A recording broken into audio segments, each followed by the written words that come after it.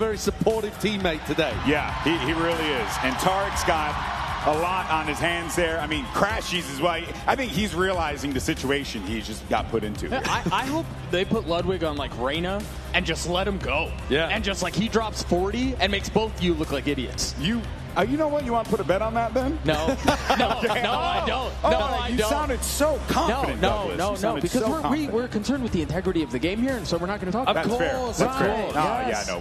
I mean, there's one thing that we know when it comes to show matches, it's all about the integrity. Right, You know? it's serious business You here. got to have the integrity. We don't mess around. No, we don't. I mean, Tens was up here casting a show match yesterday when we had our collegiate teams playing. Also very serious. There was also a Reyna in that game. There was. Yeah. Maybe they'll take some ideas from that. Maybe perhaps a little inspiration. Yeah. Their best Inox impression. Right. I do wonder if we're going to see anyone on any of these teams actually playing some little off-roll stuffs, if you will. Right? I'm surely, Yes. right? You Yes. know? They'll have Give me to the be. Crashies Yeah, Duelist. I'm down with the Crashies Duelist. They might actually need Crashies on the Sova, though, so never mind. Maybe we don't do that. I mean, the Team 10s has got some astonishing aim talent, though, doesn't it? Yeah. Like, could you put together a more cracked aim team than this in terms of people that are just notorious for their shooting ability? Did Ludwig not look at the sheet of options that he had available to him?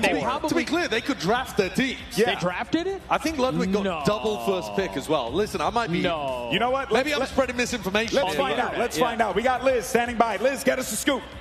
I got you. Ludwig is in the middle of doing hard bots right now. Try to use a Razel. I think he missed. But we're going to... Ludwig, can I borrow you for 2 seconds, sir? Hello. How are you, sir? Everyone give it up for Ludwig, the team captain of Team Ludwig. Now, Ludwig, stand up. Thank you. You're good. No, you're good. So I got to be real with you. There were some doubts on the desk about your team. What? Yes, I know. They said that, it's such a stacked team, and this team is, well, it's Team Ludwig. What do you have to say to that? Okay.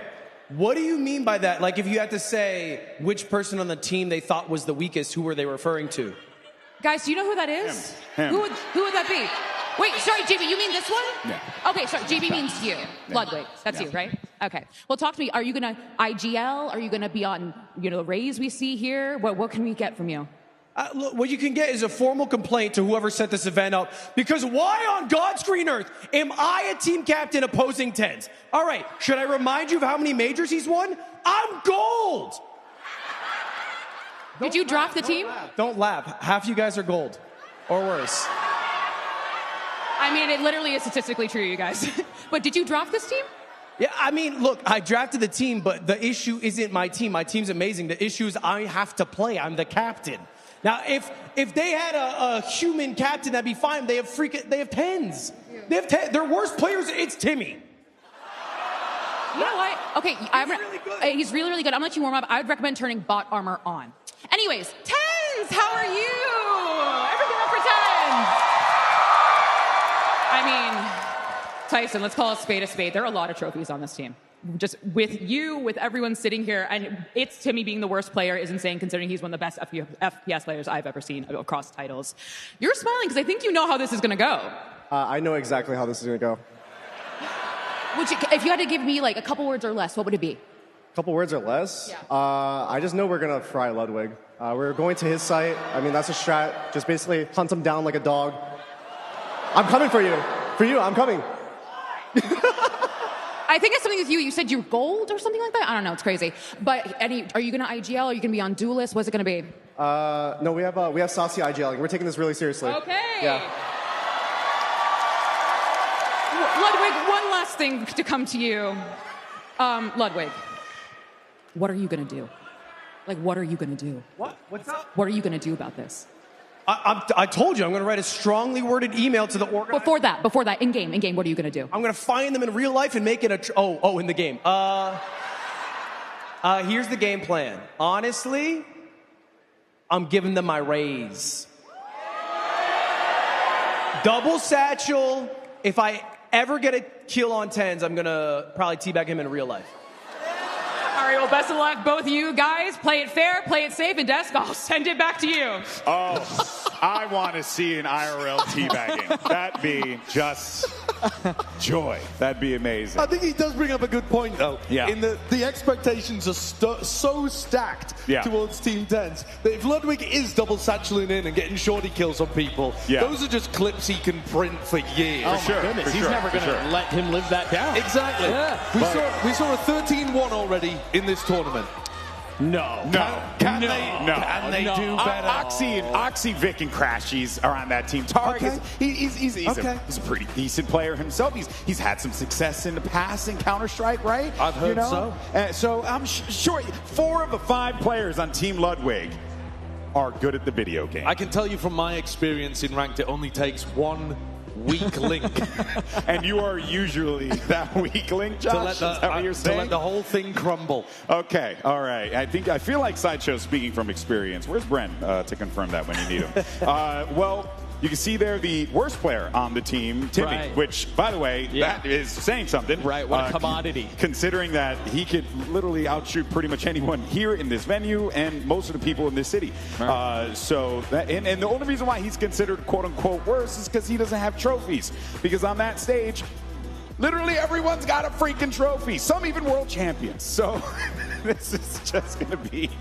Oh, in the words of Jim Ross, this will be a slobber knocker. All right, let's go ahead and also give some love to one of the other partners who made this event happen. Massive shout out to MSI, the official Red Bull homegrown PC and laptop sponsor. Our players are going to be competing on the incredible MSI Aegis gaming desktops, delivering top tier performance all weekend long. And a big thank you to MSI for powering the competition and bringing the energy to Red Bull Homeground. All right, folks, it seems like we're getting loaded in. The map will be Haven. It was decided.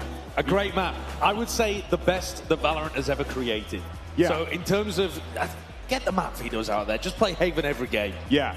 I A think very base decision from both of our captains to go to Haven. works well, right? I guess. You know, Yeah, I don't really know where he's going with this. I'm not going to It's just a great map. I don't have a problem. I'm just saying it's the best map that they've made. I think I've just been around him so long that I don't believe half of what he Yeah, says. it's So I actually- just assume he he's trolling. By the way, though, it isn't a raise map. It is- Like if you were gonna... Oh, right, that's right. It's no. not a raise map. Any map is a raise map if you try hard enough. And I think he's going to. Oh, he's going He to try his definitely will. hardest. He's going to try hard enough. I Yeah. did get word we have Liz standing by again. Don't know where she is. Liz, what you got going on the floor? GB, I am running up the stairs in 4-inch heels because you said that. My God. Oh, okay. We oh, may have dear. thrown a little early. Oh, man. Perhaps a little Hi. early. Oh, there she is, the queen.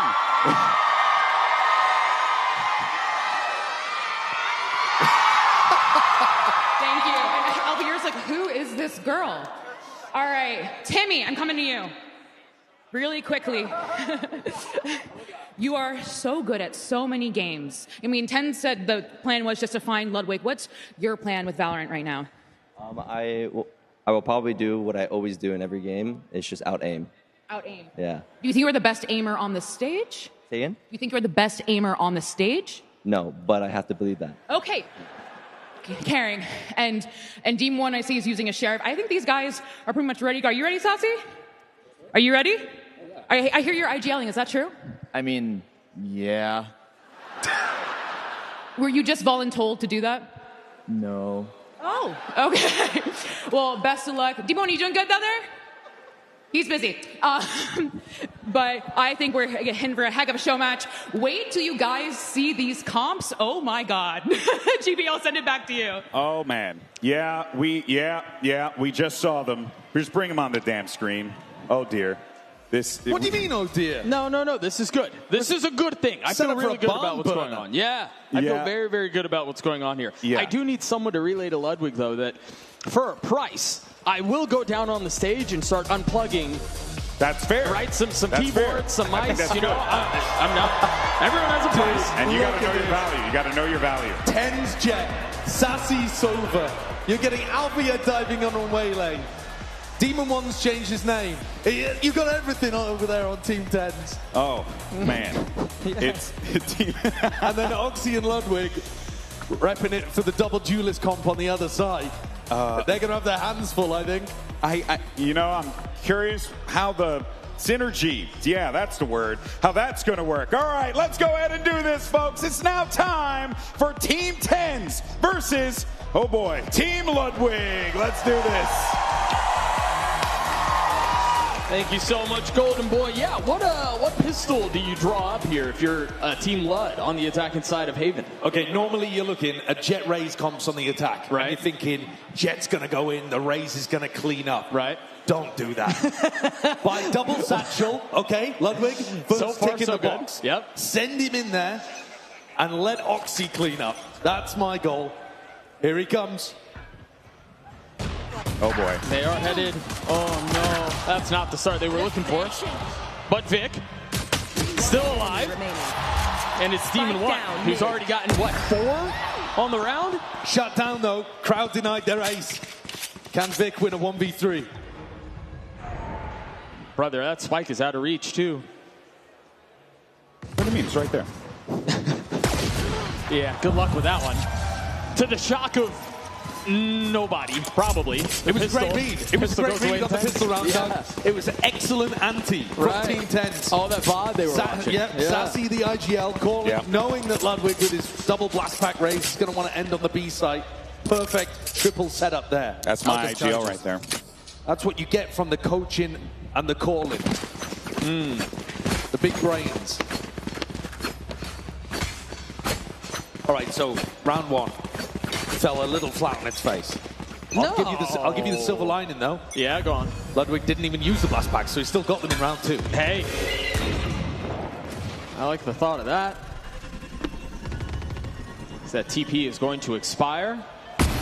Right into the smoke. Alfier gets 2, don't get a 3rd. Vic cleans that up. And the spike's now rotated back towards A, but Demon 1, look behind you. He does. Unreal. Yeah. I'm just giving it to Tarek. What else can Vic do here? Already getting a tag on the 10s. Planted. It's a 2v4. One weapon has been upgraded, and the spike planted. There goes Crashies, puts it right back down. Vic will join him. Team 10s gets another. It's a big opener. An easy cleanup. Demon 1's been going walkabouts, hasn't he? So many kills. How many does he have already? Do you know? Well, he got 4 on the pistol and then cleaned up anher 2, I think, here. Yeah, I think but you're right. Listen, that's not my strong point, so we'll have to see when the scoreboard comes back online. He's got 5 total, 5 and 1. But, yeah. You guys cool if I join you for this? Absolutely. Yeah, might as well. Come Have through. some fun. Surely what can go wrong here?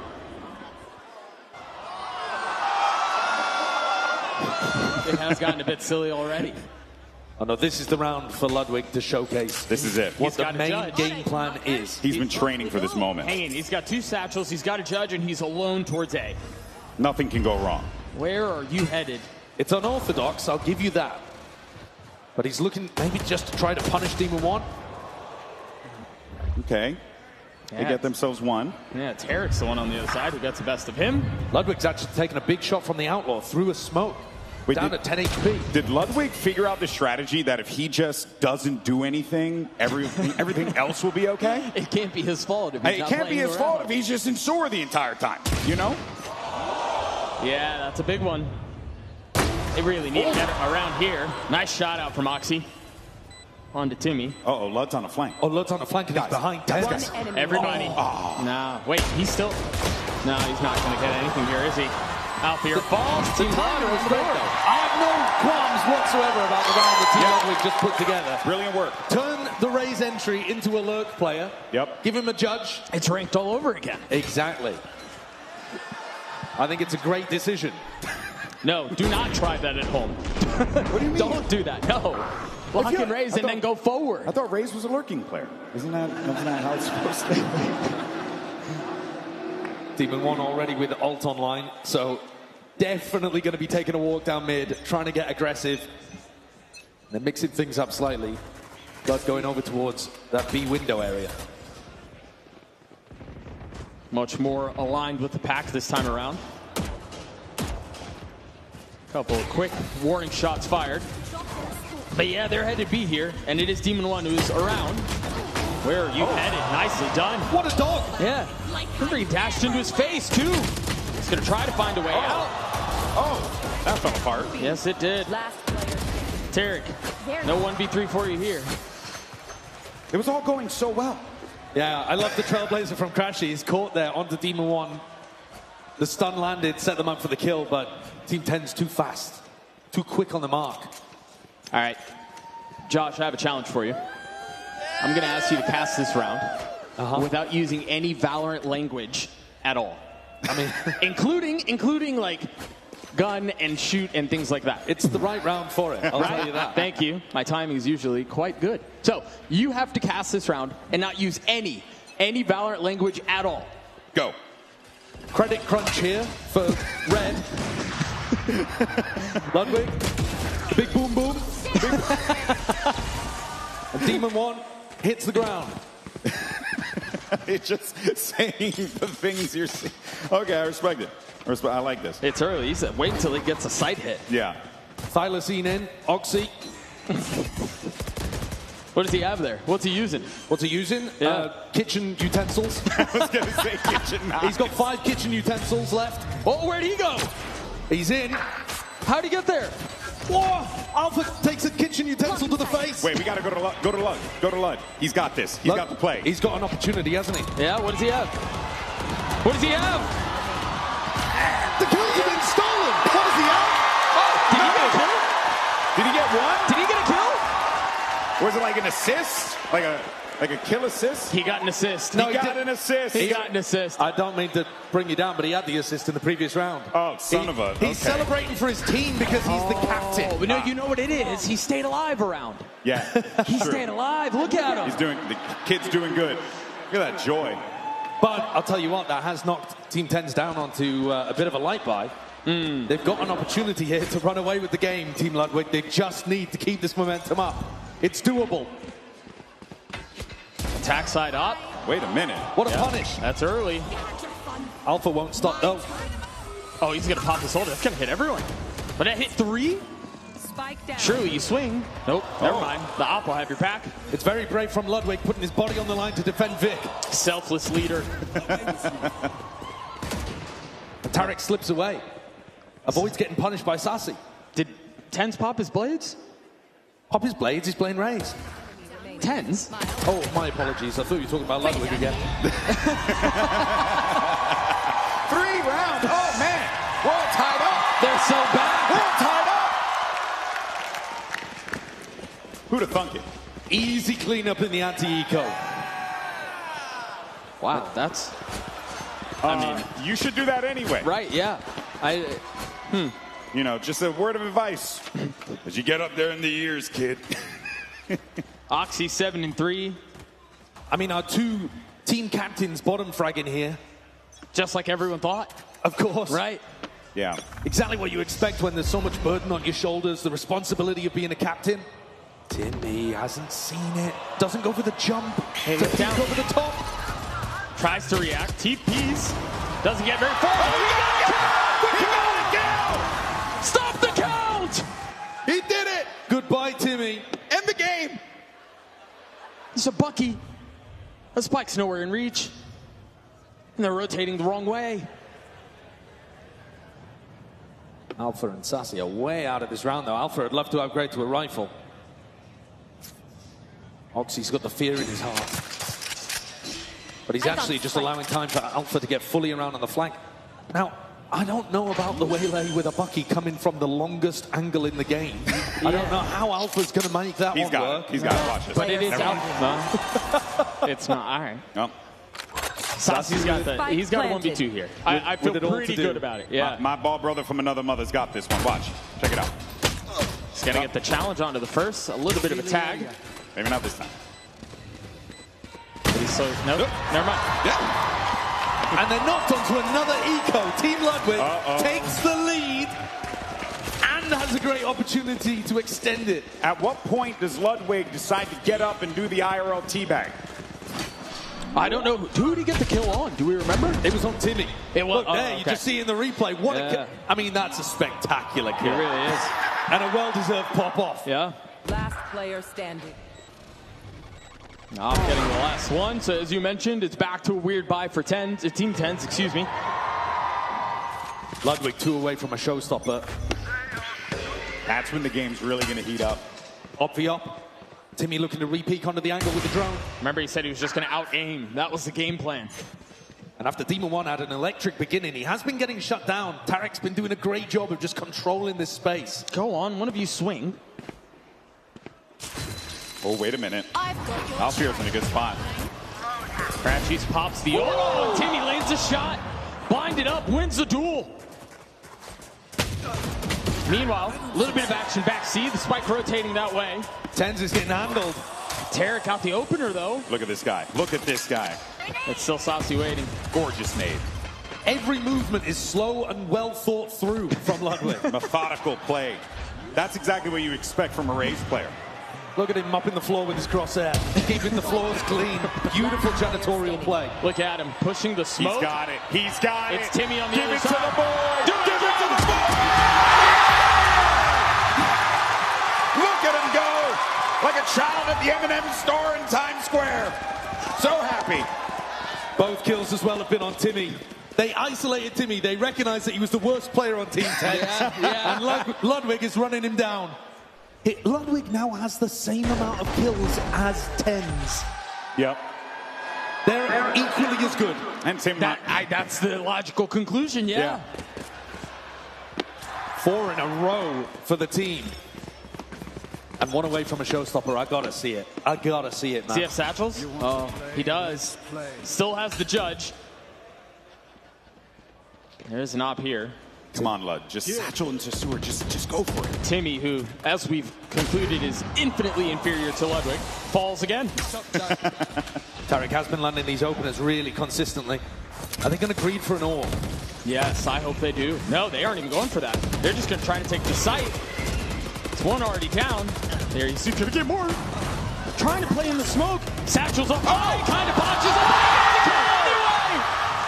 It's a victory for Tens, but at what cost? Yeah, I mean, really, the victory was for Ludwig. Every kill he gets is just grinding the stone a little bit, trying his hardest. I don't think I've ever rooted for a guy more than I am right now. Yeah, same. I just believe in him. Well, Yeah. now, You know? well, now he's got his ult on. He's got his ult. Team 10's doing a great job here. Flood defending over towards A, just as they practiced in their drills. Can we talk about the precision behind that satchel to just give a little head peek? You didn't want to fully commit because he knew he would die. Of course. So he just barely lands a little warning Just shot. playing on another level right now. Unreal. Truly. 4D chess. Wow. Now, Sassy is here on the A site, the sole defender. As Ludwig and Oxy, this dangerous duelist duo, think about using ults into them. It's Got a both stacked C satchels. site. Yeah, the op is here. I don't recommend going this way with your Raze ult. What do you know? What do you know? Spike down, C. You were right. It's okay. They got a Jet ult online, Raze ult to clear B. This is going to be easy clap. Watch. Check it. It's happening right now. 10's holding this angle. You've got Alpha playing in garage as well. So there's a little bit of cover. Surely somebody checks him. Surely someone looks that way. Nope. Definitely not. Okay, a 1v5. He's got it. He's got it. All you have to do is definitely do not ult. Pop the ult. Pop the ult. No! He got no! Oh my gosh! The only thing you could have done wrong! Oh, heavens. Ludwig gives and Ludwig takes away. Boy. No, we don't need a replay of this. Yeah, I feel like it's necessary. Look Played with and stabbed in the back! No. He should have just blown himself up. It would have been a more respectable, dignified death. There needs to be a timeout after that, surely. Timeout, coach. Come on. Boy. And he knew that they were all going to charge at him, Yeah. right? Oh, the potential for the 5K was They actually calling a timeout. yeah. Brothers, you gotta talk the guy off the ledge. He's ready to walk off the stage. Ludwig, usually charismatic team captain, bringing the vibes, bringing the energy up, but now he needs somebody else to step into that role. He needs someone else to lift his spirits. And it was going so well, and yet, in a moment, Right. That's all of Valorant. that will That's get Valorant. swept away. It's a fickle game, In a isn't New it? York minute, you know? Oh, boy. That was one of the rounds of all time. You know, the saddest thing about that is we might not get another rocket for the rest of the game. Don't say that. I say feed him the ult orbs, you know? He's not going to get one this half. We're going into round 11. It's not happening. Best case scenario, they can get a little bit of an edge here. We're going back in. Tarek's been great with this attack side off, controlling angles, getting the punish early on. He's given up on the judge. All right, let him know that he was there. Smart. Phantom now. Both captains separated by a wall. Tens is cheating, I think. He's almost staring right at him. Star-crossed lovers. Waiting for a flash. He's playing anti. And Ludwig holding. Right. Making sure he's ready to punish anyone who might get over-aggressive. Yeah, and so what happens if he gets swung from short or long? Gives away his position. Take your gun out. But now Vic's here ready to support. What he's really doing, he's creating distraction. It's a beautiful call from the captain. He's casting distraction. It's a fake, and now everyone's going C. Nice shots out from Timmy, though. That's a Timmy out aim moment. Yeah. But again, they got the... Hold up. Nah, I can only lie to the people so much here. Timing looks great from Vic. Yeah, but the aim from Tens looks better. That's going to be 3. That's a Timmy round. Yeah, that's a Timmy round, all right. It's redemption, because you guys were talking trash. I wasn't. I was saying everything nice. It was Sideshow. See, actually, it was Sideshow. I love the way that Ludwig has been playing the last few rounds in terms of getting himself into safe position. Right. Pulling out the judge, ready to punish other people. If you're a gold player in a... Dude, is this an immortal Radiant lobby? It's a freaking world major winning lobby. It's a ridiculous lobby. If you know you're the underdog, hold some passive angles. Let them walk into you. I think you guys are really short-selling the genius behind his calling. And don't take the spike. Oh, yeah, you should put that down. Put that thing down. That maybe you don't not need the best. that. You do not have the spike privileges. No, those were relinquished a couple of rounds ago with the ult. Waylay ultimate being held here by Alpha, looking to try to catch. They know that Ludwig's been defaulting towards A lobby. Can he TP out of that, out of the range? I think he can. Yeah, he's all right. Tarek's fine. Seekers exploring that open space, but the spike has to cross. Tens didn't land the shot. Oh boy. Oh, Oxy. That was dirty. He's going to get a chance at more. They've gotten the sight. There he goes. There he goes. Look at that guy go. Look. He's planning the spike. Wait a second. They are funneling orbs. They are funneling orbs to him. They're trying to give him another ult. Never mind. Hey. Never mind. He just... Oh, no! What in the world? Saucy's back. What can Oxy and Tarek do? A 2v3 now? Has the op.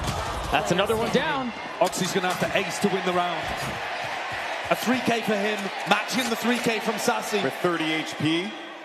And the op, no blades. Demon One going for a push behind him as well. Not rotating through the area that Oxy's anticipating. I don't think he's going to get the read on Sassy. Full wrapping around as well. But what, I mean, what imagine. If you just go C? Imagine. Dude, the wrap back to C here is crazy from Oxy. That's one hell of a read, but there's a lot of options on site, at least for him, so he can drop that op, maybe give himself a little bit more of an offensive opportunity here. You've got 10 seconds. 10 seconds left. Here it goes. We'll get the spike down. Demon One and Saucy a little bit separated. Knife out gets caught. It's crazy to think that this is a 7-5 half. Yeah. It's been extremely competitive, strangely enough. Yeah, I feel like I don't think I expected us saying that at all. But lo and behold, here we are, 7-5 half the way of Team 10s. Oxy's been putting in work, honestly. Top fragging, opening things up. Tarek 2 controlling areas. What is that sign there? If Tarek wins, we riot? What is this? Is this ECW one night stand? What the hell? Why is there why are you going to riot if Tarek wins? Actually, that'd be kind of cool, though. I'd be down to see a riot. And I mean, with the calling from Lud, they might. It would feel like a fixed game if Tarek won. I can tell you that much. There might be riots from the other side. Ludwig has slowed down a lot. He's slowed down a ton. started out strong, 3 kills. Now he's 3 and 9, and he's still talking. He's trying to get in the heads of his opponent. After they were in his head after that rocket play. Honestly, nah, it's not worth it. It's not worth it. I think for the flood, a lot can satchel in and go crazy. I was thinking the same thing. And then you guys just follow up. I do like, I don't know, there were a couple of comms. We got a bit of a visibility into what the conversation. No, it looks like for Team Lud, but we did hear Tarek go, we're going to let Lud satchel in on the flood and go crazy. There's belief in the captain. All right. When his head is in his hands, the rest of the team rallies around him and picks him up. That's why you need the experience of somebody like Tarek. Yes. Yes. Partners so well with Ludwig. We've said it before, this is a major winning core. This is a group that could do some serious damage. They drafted their own teams. Yeah. Yeah, I mean, it's no one's responsibility other than Ludwig's here. And they could have got out to a great start if Ludwig had not thrown his showstopper away. I'm sorry, that's the round that changed it. When people look back on this, that's when history turned. The annals of history. It all boiled down to Ludwig. Can the entries come, though? Because you take a look at Team 10s, they're entry players, 10s and Alpha, yeah. They're at the bottom fragging. They're at the bottom of the scoreboard. Boy. I mean, but you do essentially, you have what, 3 entries with Demon 1 as well? Oh, yeah, Demon 1's going to send it. Oh, that was a ridiculous 3K. Damn. Beautiful combo with the medal as well, doing tons of damage to the plant. I was all ready to give Ludwig credit in that moment because he was aware of the ult. I thought his gold ass was just going to sit there and get owned by the Sova ult, but no. Just eat the ult for at least for the first one. But no, he was aware enough to get off, but then Sassy outplays him. All right, let's get into the pistol. That is Lud on the other side. That nade's not going to work there. Somehow doesn't take any damage. Phenomenal movement. Yeah. Alpha can hit the pro players, can't hit a gold. They move differently out there. And Spike is rotating back towards A. But it seems like Team Ludwig is ahead of it. Vic is already rotating over, as is Oxy. Unfortunately, Alpha is ready to cut off. No, he gives it up. Doesn't want to take the challenge against Ludwig. No, yeah, Lud, swing him. Swing him, he's weak. He used his nade already. Go get him. Oh. Very smart play. Choosing to play his life. Meanwhile, team player. Freaking Demon 1 is farming again. He won a 1v1 against Alpha, yeah. Here, go back and see that. What in the world are we watching there? He's so back. Can he shut down Demon 1? Demon 1 has torn through these 8 defenders. Ludwig genuinely is the only player that can stop this. Spike planted. Has taken no damage. He could blast back into the smoke. Oh, they could he double might swing in. He might get caught by 10s.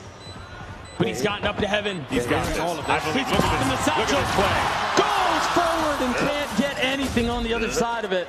Well, but the only kill confirmed by the team, the only player lost, FNATIC's Alpha goes down in an honorable 1v1 to Ludwig. Yeah. There's no funny business there. It's not like Alpha was already weak or anything like that. I mean, he had like 80 HP. I consider that fair duel. But that's now 5 rounds in a row for Team 10s. They've rallied back and put in a lot of pressure. Ludwig's going to force up. The only player going for the hero stinger. They believe. Oh, wait. They believe. He's got it. Oh, he gets Alpha here again! Not able to deliver much more. But Oxy might be able to. That outlaw. Never mind. No shot. Timmy knows he needs to defend these guns and does a good job of it. Dude, that guy can aim. Yeah, Vic hits the deck. Rashi's just slinking in behind, but with only a classic, what more can you do? Needs a free kill and an upgrade. Nice. Nice. Do some advertising. Yep. Right, so that's what, 9-5. 9-5, and here's what I'm a little bit concerned about. What's the word to use? Ludwig forced up the stinger light armor, right? Full armor in the previous round. So what's he going for here? Does he lean on a Bucky, a Judge? Does somebody drop him a rifle? I think we need to get Lud in op. I think so. I think we need to start investing the op in the hands of Lud. Honestly, I say give him a Nodin. I think just let him rip. I think he was at his best when he was walking around with a Judge. I think keep it simple. And here he is. That's exactly what he'll do. And he's, look at it, he's predicting that Alpha is going to go for the same dash again. And he's right! Unbelievable. The man does it again. He's going to get more, isn't he? He wants more. He might get another. Tens is on the other side with a Bucky, and he's looking right at him. Ludwig should be able to hear this. A judge versus the Bucky. Oh, he needs it again! Two kills in the round, phenomenal value. Out of his seat before it's even over. All left down to Demon 1. And the spike miles away. In a 1v3. I think Ludwig's celebrating for good reason. The rest of his team should be able to wrap this one up. And you were doubting he was going to get up to another showstopper. He's one away. You're right. Yeah. Made me eat my words. 7-12. What a resurgence. And the safe hands of Oxy close the round out. Dude, I love that positioning though. It was good. It was good, actually. He 100% knew that Alpha was going to be double dashing into window. He's seen Alpha do it. What, 3 times now? Yeah. Is it a tad repetitive? Perhaps. Mayhaps, yes. But you're not expecting to get punished by the gold player on the other side. That's right. That's why he's a Red Bull athlete. All brain, a little bit of brawn. Not much aim. Not much aim, no. You don't need it when you've got a judge. Exactly. Well, this time they're not going to try him in garage, so he takes a different position. 3 players stacked over towards the C site. And remember, Ludwig, if he gets 1 kill, ult comes online. It's going to be Tarek who's tested first. Gets 1 as a parting gift before being traded, but brought right back. He's still on the other side, spamming into the smokes, trying to get a free one. Vic cannot stand. A little whiffy. They're going to need to rely on Oxy getting huge value. It's been the carry for the team so far. Topping off Ludwig, giving him a chance to go again. Still has both satchels. Straight push in spawn. Oxy, a little overheating. It's now down. Not again. Don't get knifed again. Don't get knifed again! Not again! Oh, not to it. No, not 2 times. Oh, no. Oh, dear. Bloody hell. And what revenge that is. Revenge? Well, it was Alpha, sure. He's got the showstopper, guys. Surely nothing can go wrong. At all. Dude, look at this. Timmy, who was bullying, getting bullied so much by Ludwig earlier on. I think the first 2 kills that Ludwig got in the entire game were on Timmy. Yeah, Alpha's now had a knife kill, and Timmy's had 1. Oh, well, he's going to have nightmares of this. Wake up in cold sweats. No, this showstopper's going to be a game changer. What? You don't rip it here. You have a classic. It's going to be brilliant. Huge shutdown from Tens. Surely he doesn't rip it here, right? He ripped it in a 1v5. Okay. Fair. But surely he's learned from his mistakes. Ah! No! He got 1! He got the kill! It's still a 3v4. And not another one. Another nice kill coming through for Team Tens. No. Oxy shut down right as he was about to pop the Blade Storm. Would have had a chance to take over. You keep saying surely he's not. And then he did. But look, I will say this. 500 average on the Rockets, that gets you in the Hall of Fame in baseball. I'm just saying. I mean, maybe you fail all your classes, but if you are succeeding half the time, sure.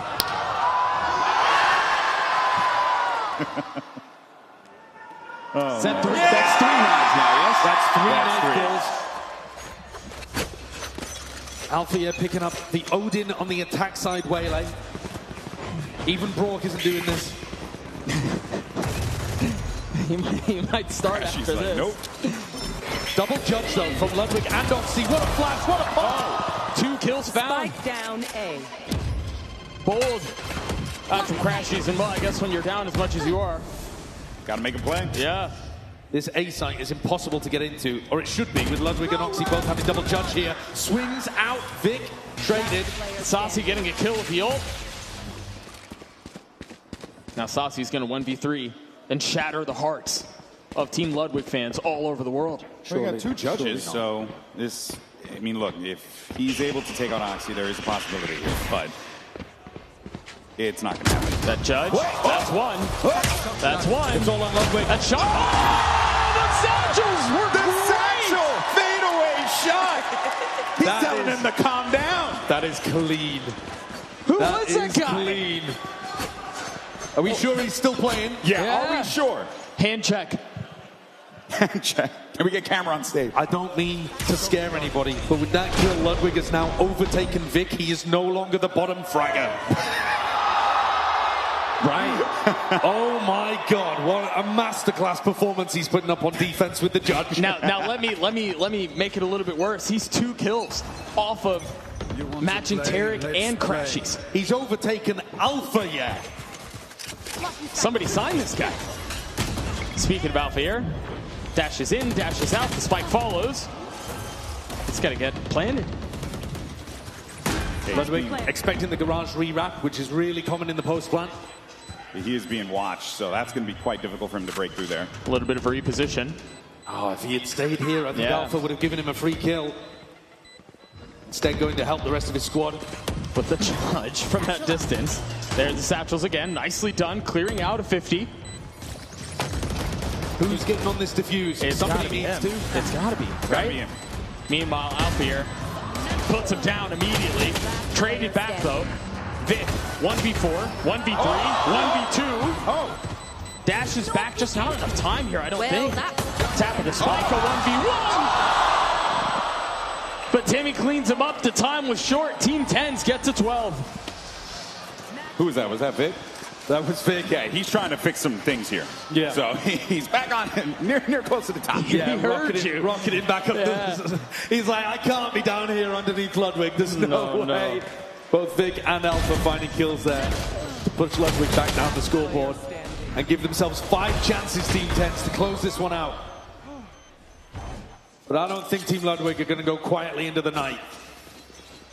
Surely they've got a little more to give. Yeah, another spot to play. Expecting Ludwig to be quiet is... Alfear is already down, too. I mean, that's a good start. It's a great beginning. Timmy falls as well. And 10s versus Ludwig. Go get him. Already weak. Go get him. Yeah!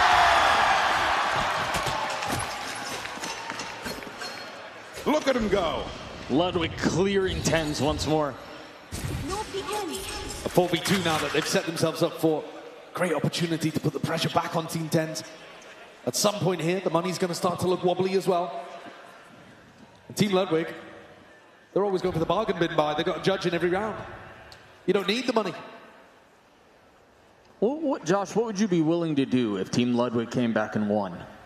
5 rounds in a row plus OT victory. Someone did ask when you were going to oil up. So no. I think it needs to be bigger than that. Bigger than oiling up. Yes. I think Doug going bald to match me and Golden Boy would be. I think that'd be great. Yeah, Doug, you should go bald. Boys, I don't mean to alarm you, but this is a 2v3 for the map. No. Ruh-roh, Raggy. No. They got the spike down. Lud is still alive, has a judge. Tarek and Crashies too. 8 bullets to the headhunter. Oh! No way! They've done it. No! It's Crashies in the 1v1. Oh! And he wins it out. But the res. What a way to close it. Demon 1 back from the dead. Oh, that's funny.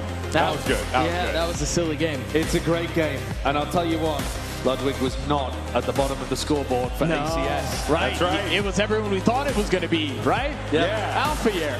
Exactly. He actually took a picture of the scoreboard. Oh, man. There you have it, folks. Give it up for Team 10s. And, of course, show some love for Team Ludwig. I think if you had asked us at the beginning what we thought the scoreline prediction was going to be, I think this is quite respectable. It's a very respectable performance from Team Ludwig. I think they've taken at least a moral victory here. Yes. Wait, what? How moral? What's the moral victory?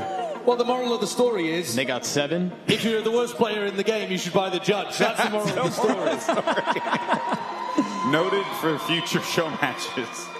Plenty of learning opportunities there. And look, the truth is, we saw a couple of things out of Lud that instilled some confidence. You think about the satchel swing out. The beautiful slow satchel over the box on But, A. brother, the highs were really high and the lows were really low. The belief in himself to go for a 1v5 showstopper, the level of self-confidence. That's right. Inspirational. Yeah. If there's one thing I know about Ludwig, a lot of confidence. He's a man with a lot of confidence. NRG and G2 could take some notes from that. That's right. Exactly. Exactly. When you're in that 1v5, pop the ult, see what happens. Those are the notes. That's what you want him to take away. Yeah. If you're not throwing your ults out in that kind of situation, you're never going to win the 1 in 1,000 1v5. That's right. There's a multiverse where he won that. Play for the clip. There's a multiverse where he won that. All right. I think we have Elizabeth standing by on stage, maybe. She might be ready. Maybe not. No, not yet. Not yet. It's all good. GB. All right. Elizabeth, save us. GB, a woman is always ready. Thank you so much, everyone. Give it up for Team Ludwig and Team Tens one more time. Now, we do have official confirmation. Ludwig, you are not at the bottom of the scoreboard. In fact, do you know who you beat? I believe I beat their first pick, Alpha. You lost to Ludwig, bro. That's tough. You die with that, just so you know. I'll bring it up forever. Oh, okay, so is it like when you died with the knife kill in your back? Okay.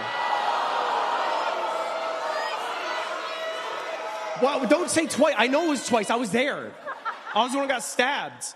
No, it was tragic, but they had to use everything on me, and it just showed the aura that I had, the pull that I had, that they were so desperate for that knife kill that they put everything into that. I mean, talk about like kind of like the mentally how that made you feel. Was it like, oh man, they got me, or was it, oh man, I'm so proud of them, they actually got me? What was that feeling like when that knife kill entered your back? When I pulled out my ult, I wanted to not die inside. Physically on this earth, I wanted to leave the realm. Brilliant. Hey, Tyson, how are you? Congratulations on your victory. I mean, from what you said you're going to, do extremely well. That was a competitive fight from Team Ludwig. There were some clutch moments. There were some awesome spots. I mean, talk to me. They are chanting.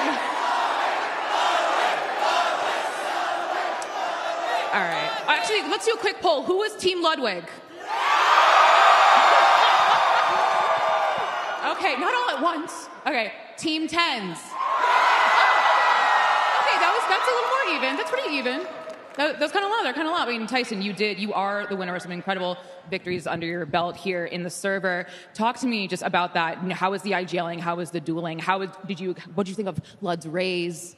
Yeah, I mean, I think our prep work really came in handy. We were going over a lot. Obviously, actually, we didn't really need to go over that much because he's on the team. But just enough. Yes. I want everyone to know that Alpha walked by and pointed and said, remember the knife, or something like that to Ludwig. But guys, give it up for Ludwig and Tens one more time. We're going to head to a break, but stay right there because we have the grand finals coming right up.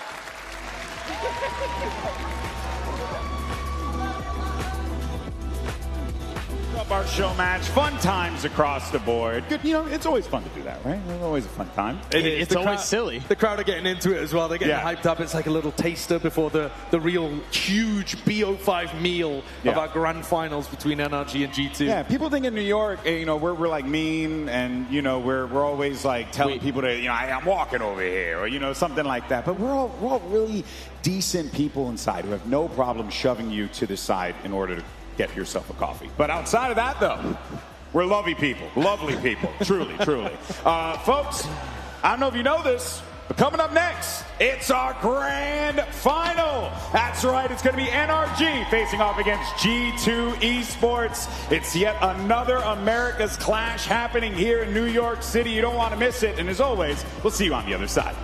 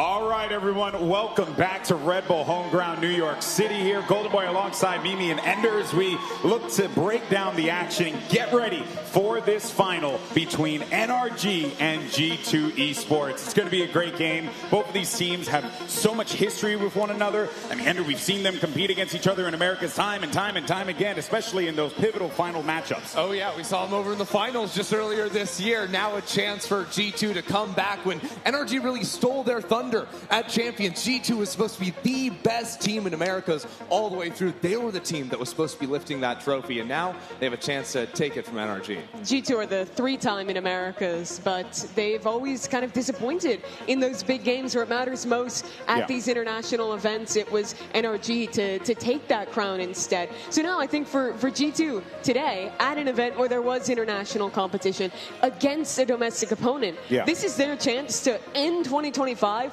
by showing that they're still better than the world champs, or for NRG to affirm how damn good they are. Yeah, very true, right? You know, even though this is an off-season event, right, there is that, you want to have a little bit of that uplift, a little bit of that ego boost going into the next season, right? And it is, but it's still a BO5 between two of the best teams in the region that are currently, you know, unsure because they didn't play at all at Champions. Both these teams also making one roster change in the time between Champions and now. And I also think it's just kind of poetic here, having Red Bull Home Ground in New York City, in America. It's two America's teams facing off against each other for the final. Oh, yeah, it's going to be awesome. Now, of course, guys, okay, it's a desk I'm hosting, so you know what I like to do. What do you I like to do some games. Okay. Do some silliness. All right. So let's go ahead and crank it up here because, of course, a massive shout out to AOC. This is our, you know, you got to go ahead and tell us what map that is. Why don't you go, hey, people in the crowd, what map do you think that is? Help out Mimi and Ender because they got to figure this out. We're going quick on that one. That was quicker than I thought. I'm turning my head to this. It's split. Yeah. Yeah, split. There you have it. Solved. There you go. All right, folks. Of course, big shout out because the Aegon by AOC is the world's #1 gaming monitor brand. We develop top performance across 3 levels. AOC Gaming for everyday gamers, Aegon for competitive play, and Aegon Pro for esports pros. Since 2020, Aegon by AOC has remained the top choice for gamers around the world. We thank them so much for supporting Red Bull Home Ground. All right. So, a lot of fun stuff happening here in New York City, right? We're at the Manhattan Center, historic venue, Hammerstein Ballroom, one of the greatest venues in the world.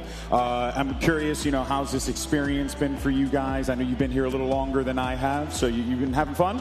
It's been amazing. I've been waiting so long for a LAN for Valorant on the East Coast, 5 years, and we've never had an opportunity to fill a venue like this in this part of the country, and it's so amazing to finally see fans show up and get to watch some of the best Valorant teams in the world. Yeah, it's only my second time being here in New York City, but I absolutely love it. I was walking around with you yesterday, having a great time. Really happy to be here. Oh, yeah, it's awesome. And we're having a lot of really cool stuff here as well, right? We got art installations, too, fun, like, creative things that our community has made. Let's actually go ahead and check out one of those right now. To the video. Do the video. One more time, you can do it. So this is... That's...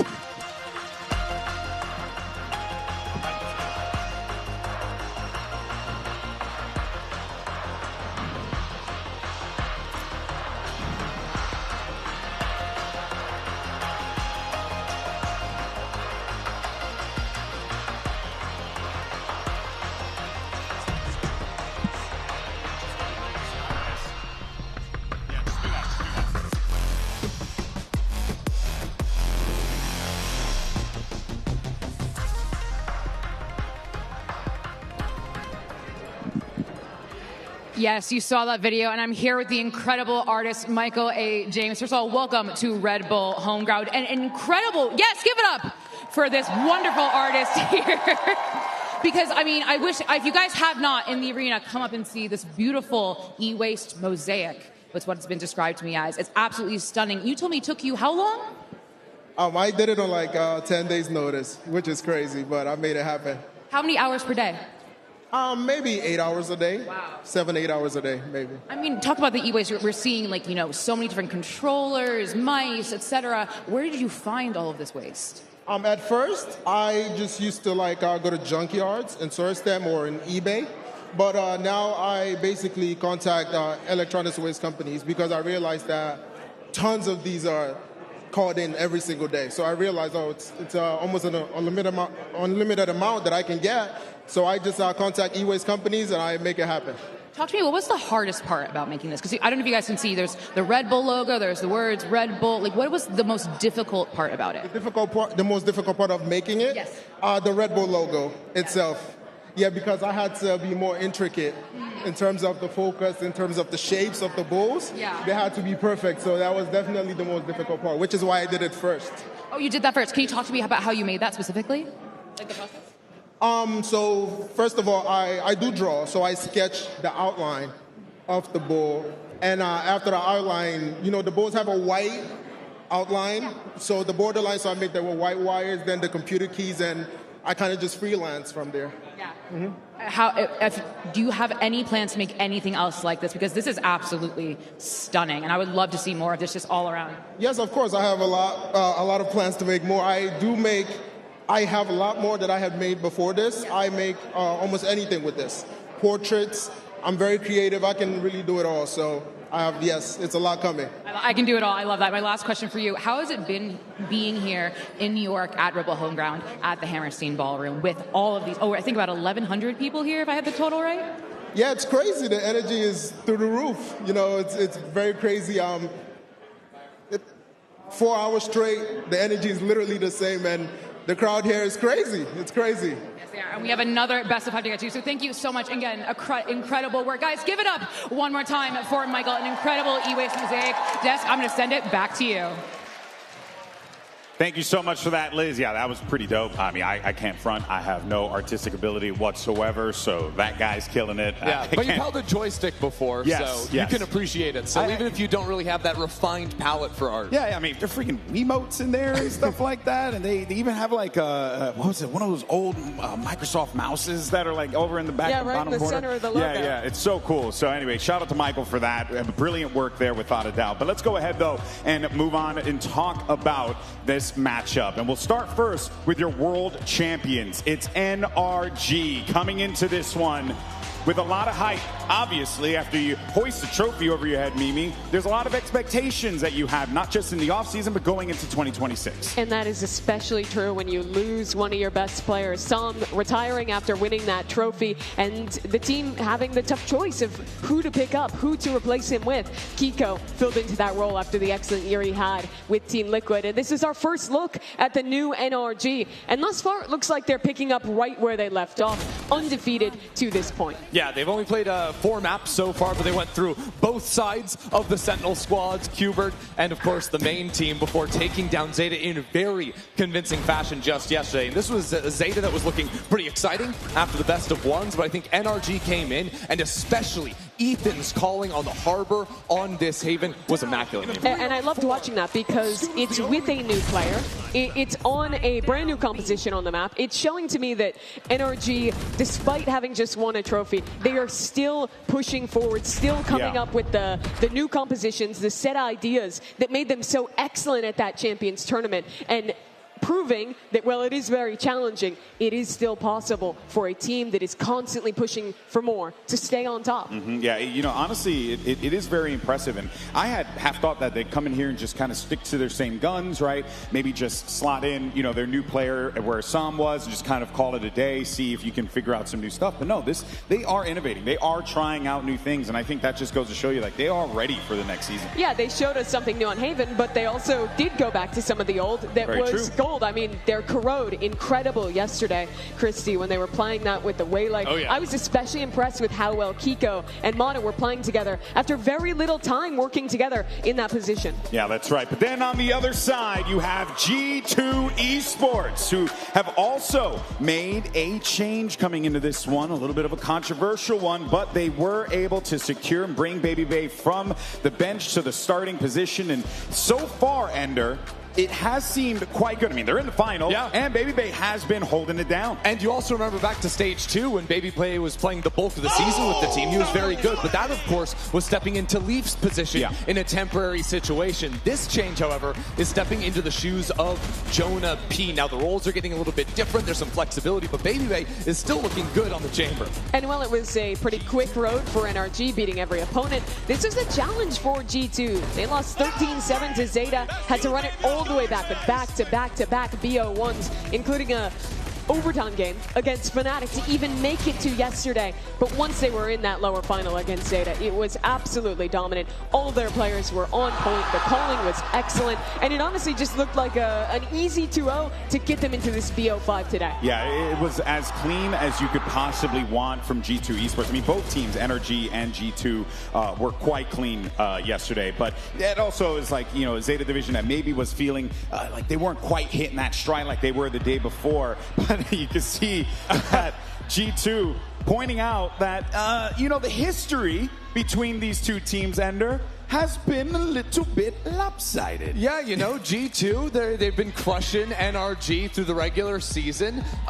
Maybe it's lucky NRG didn't have to play them at Champions, or maybe it's lucky for G2 they didn't have to play NRG, because I think that would have gone a whole different way on the global stage. But I think never beating G2 is really the last monkey left on the shoulders for NRG. They've beaten everyone else. They won the most important tournament of the year. Do you think they actually care about beating G2, or do they just want to lift a trophy on home soil? I think that that's the bigger priority, but I think it is a cherry on top to finally beat this team you've lost to 5 times and remove any asterisk on your year. Yeah, and there is like a little bit more of a swagger, I feel like, to NRG now versus even when they were going up against G2 at the Americas Finals. You can definitely tell there was that level of respect, right? And you kind of have to have that when G2 were playing so well all season long. But now, that I feel like that has flipped. Having talked to the players, having seen them, that's flipped. NRG are walking into this one heads held high, full of swagger. They're feeling great right now. Absolutely, and you know, they can talk their trash. G2 can talk trash too, but at the same time, it's like, okay, you guys, you look so good when you were winning everything. You talk so much trash, but NRG are the reigning world champions. It's a very different story for them. G2, I think, are the ones with way more to prove in their match today. Especially after the roster move. NRG didn't have a choice. Dom chose to retire. They picked someone up. They found one of the best options they possibly could. But G2, they made the choice to send Jonah down, to pick Baby Bay up as a full-time starter. This is their first chance to prove why they made that move, why they believe that this is the right future for this organization. And you heard them talking so much during stage 2, and Baby Bay was stepping up and playing with the team in Leaf's spot. Even when he was back in the coaching booth for finals, how much he was offering to the squad in terms of a fresh perspective and trying to reset them into things. But he also flew under the radar, I think, to a lot of people, that he was just playing very, very well, and that sticks in his performance in this tournament. Oh, without a doubt, but here you can see the comparison between the new players here. And I think Keiko, like, we've been talking a little bit about what Keiko actually, like, brings to the table here, and it does feel like he offers a lot of versatility for them now, too. Options that weren't necessarily present before. Is that accurate to say?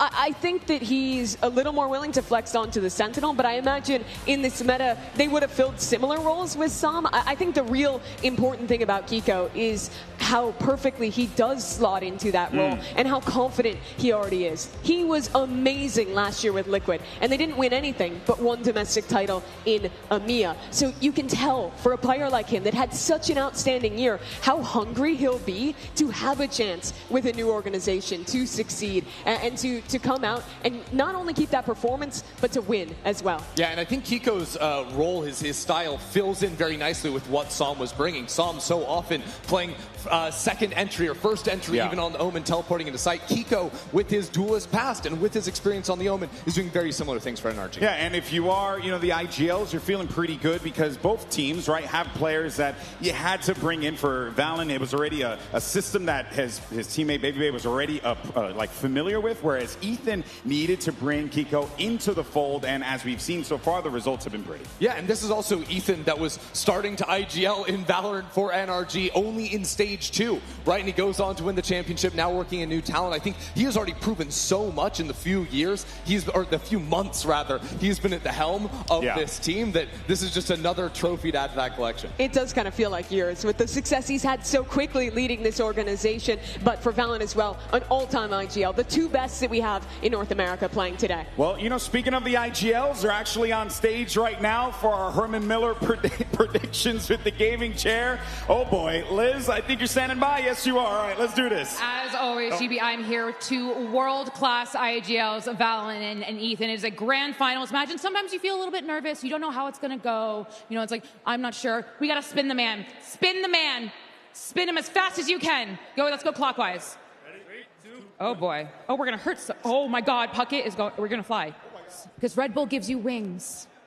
Incredible work, Elizabeth. Oh, okay. Where are we landing? Oh, it looks like it's a G2 prediction as they win for the grand finals. But as a reminder, it was wrong yesterday. So we don't know how it's going to go, but I'll send it back to you guys to figure that out. Okay, so I like how Valen was like so excited, but then just got brought back down to reality with the results of yesterday's prediction. Puckett, great job as always, buddy. Absolutely nailed it. All right, well, Matt Vito should be coming up here. Yes, there it is. So let's go ahead and see. Now, this is going to be a BO5. Important to remember, Mimi. Last time these teams played a best of 5, it was G2 with the double ban advantage. This time, NRG get that honor, which means, of course, we're going Corrode map 1. Absolute shocker that NRG picked that one. Now, it is worth saying that while G2 didn't find a huge amount of success on Corrode, this was one of the maps they were playing a lot of during Stage 2, and of course they're going to be very familiar with how NRG play it. But I am very excited as we get later and later into this. We're going to spread things out with some way bigger maps of Pearl and Abyss later on to test the macro of our IGLs. I'm interested that Haven is left all the way down at map number 5. I love the way that NRG were playing that yesterday with that harbor composition. G2's great there as well. That would be a very fun map number 5. You look at the other maps late in this pool, and with Pearl in the pool, which I think is pretty close, and then Abyss to show as well that it's always been a good G2 map. I think that this is a series that I could see going all the way. Yeah, I mean, this is also a situation where map vetoes, it's very hard to get a read on who's favored just because we haven't seen these teams play a whole wide variety of maps. It's been a little bit quick to get here, so there's going to be a lot of surprise factor apart from any other map cleanly to either squad. So that being said, we saw what the chair thought. What do you guys think? How are you feeling right now? Who's winning? Who's going to be the Red Bull home ground champion? I think I'd have to, I don't know. Yeah, I'm also very conflicted because I do think that this series is going to go deep. G2's been on a roll. They had a much harder test to get here, playing a lot more games back to back to back. They proved, I think, that Baby Bay was ready for this level. But it's another task to take it here all the way to a final. And against NRG, especially getting to start on that Corrode, I honestly don't know. Well, why don't we ask the people here? Who do you think is going to win? G2? Okay. A little weak. All right, let's try it. NRG.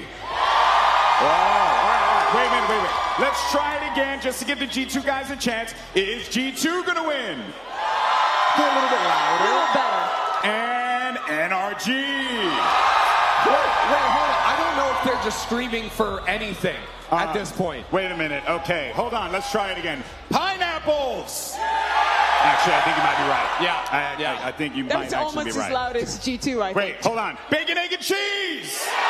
Holy, that's the biggest one we got. Let me get it for the chopped cheese.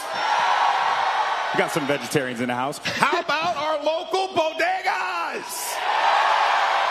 You know, that's actually the first time I ever got to say that on broadcast. Shout out to the bodega. It is absolutely awesome. All right, now we do have our MVP that we are going to be, crowning here. And of these players, who is standing out to you as like the MVP across NRG as well as G2?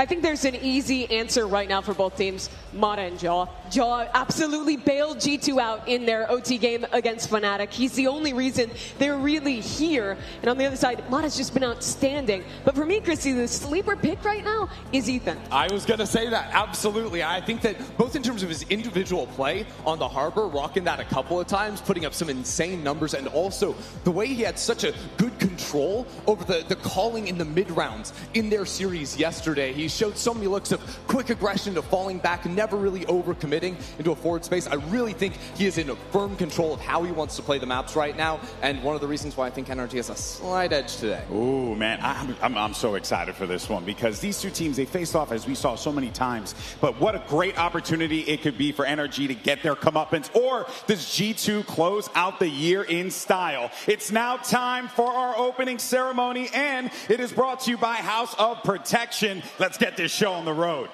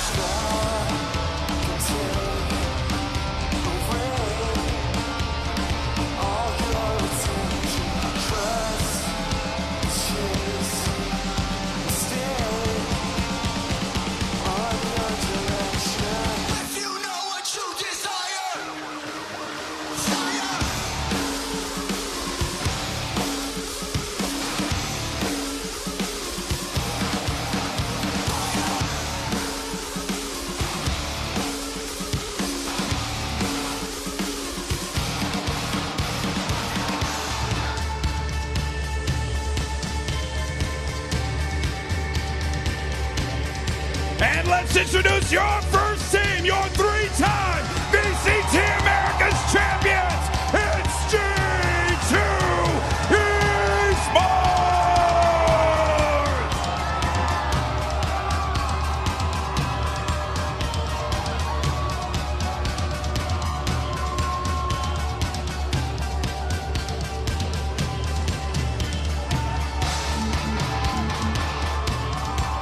And up next, your Valorant World Champions, it's NRG!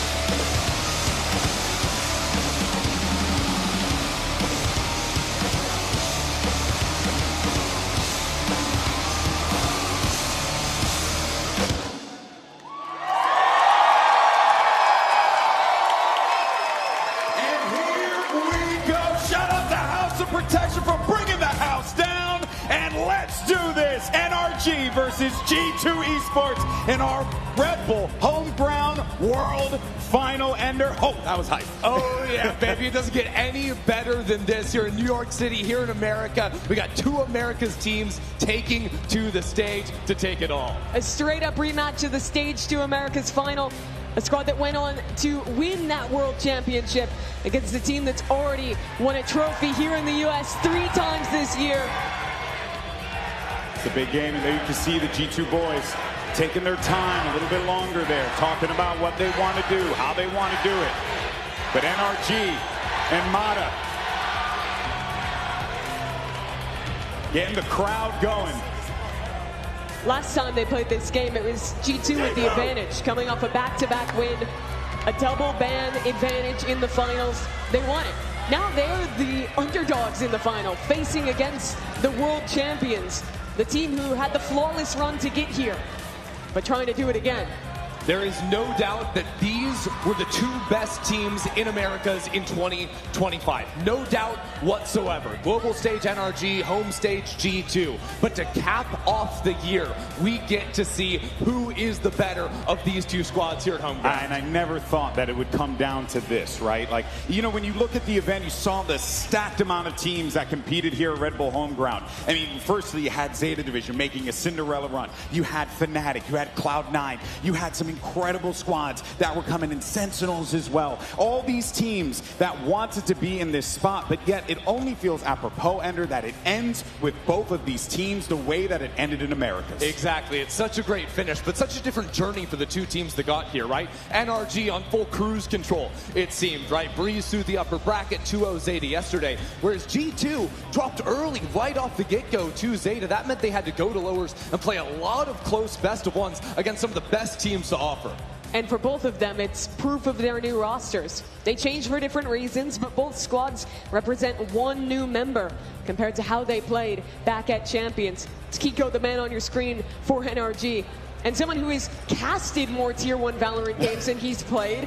On the other side, in Baby Bay. Yeah, but let's not forget, though, Baby Bay, he has a ton of experience in these big-time matches. He has been in this position before. He's had a lot of success in his prior career as well, you know, whether he was competing in Overwatch or Crossfire or whatever the case may be. The guy has been in these situations, and on top of that, he's got a squad of people who really, they embody what this moment means, and they're ready to go. Valen said Baby Bear was the best teammate he ever had. He brings a special energy to a team that is hard to explain as someone who doesn't know him or hasn't worked with him. But what he's brought to G2, even just in his time substituting while Leaf was sick, is clear in their results. And now they're trying to move forward with that for all of 2026. But it's a very different situation for him to be in, right? He's casted a global final before, right? He's been in the coaching booth in an America's final just earlier this year, but he has not been playing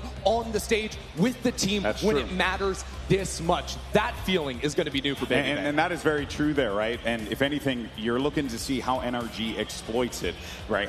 Whether or not they put a little bit more pressure on the sides where they think he is. And can Baby Bay meet that moment as well? But we were really focusing a lot on him. But there's so many other factors on that G2 Esports team as well, Mimi, that really anyone at any point in time, really across the server for both squads can pop off. It's so true. It's been an amazing tournament for Jaw. Valen, as the IGL, has been popping off as well. This is a team that is stacked across the board, but that's the exact same to be said about NRG. They made big changes in the middle of 2025, giving two guys from Tier 2 a chance that they hadn't had since the start of the partnership era, and the reward has just been incredible. Yeah, I mean, even if you look early in the year, picking up Mata, another guy that was a little bit new to the stage, but we are heading into Corrode for the first map. NRG's pick, and the best Corrode team in the world. They won't be changing anything. There's no surprises on that front. For G2, however, they are sticking to mostly the similar stuff. We did see Baby Bay experimenting with the Chamber very early on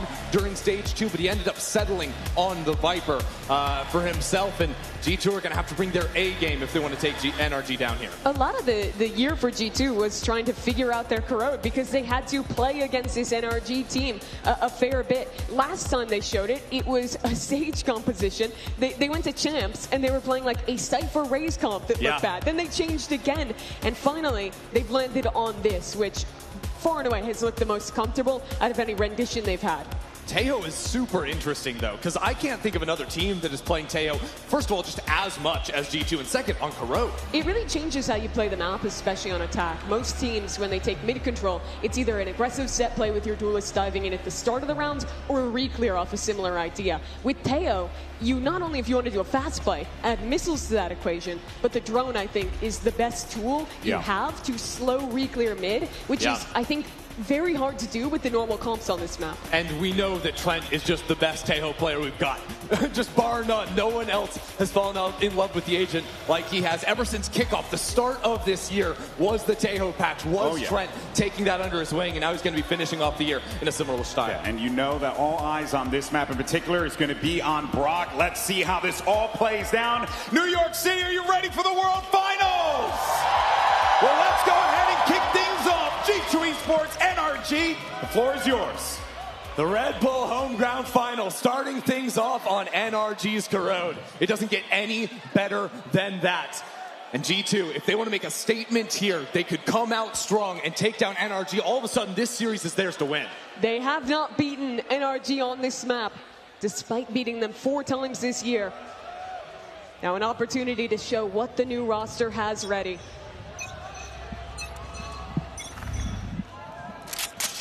G2 ready for a fight on A. NRG waiting in the wings. Here it goes. It's about to get explosive. First shot traded out. It's Mata to find the first mark. NRG decimate G2. It's not even close. The hindrance is so perfect from Mata. Connects onto 2 players. NRG swinging together. It's something to watch in this entire map. How much value Mata gets with that ability. G2, only 2 left, already spotted out. And you talk about a statement. That is A main start things off for NRG. An area of the map they're crushing Zeta on yesterday. Now it's just Trent and Leaf alive. Leaf, of course, with the roster changes, switching over to the Fade now, has played just about everything under the sun, even on his time back in Cloud9, always mixing things up. And now it's him and Trent spotting out Scuba into mid. They've got a 2-on-1 against him over on the B site, and even make things a little more exciting. Just 30 seconds left on the clock as the rotates for NRG come on through. Leaf is here, but the rest of NRG not close behind. Trent now in an impossible situation. NRG take the pistol.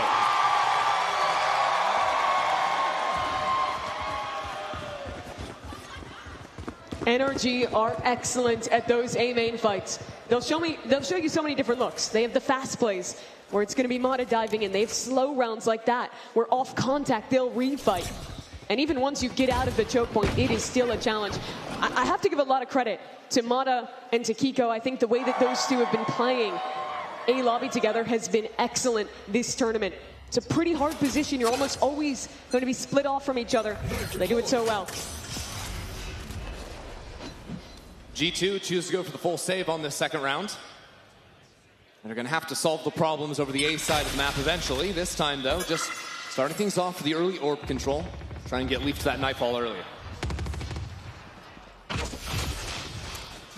Both teams are running a double initiator composition, but they play very different.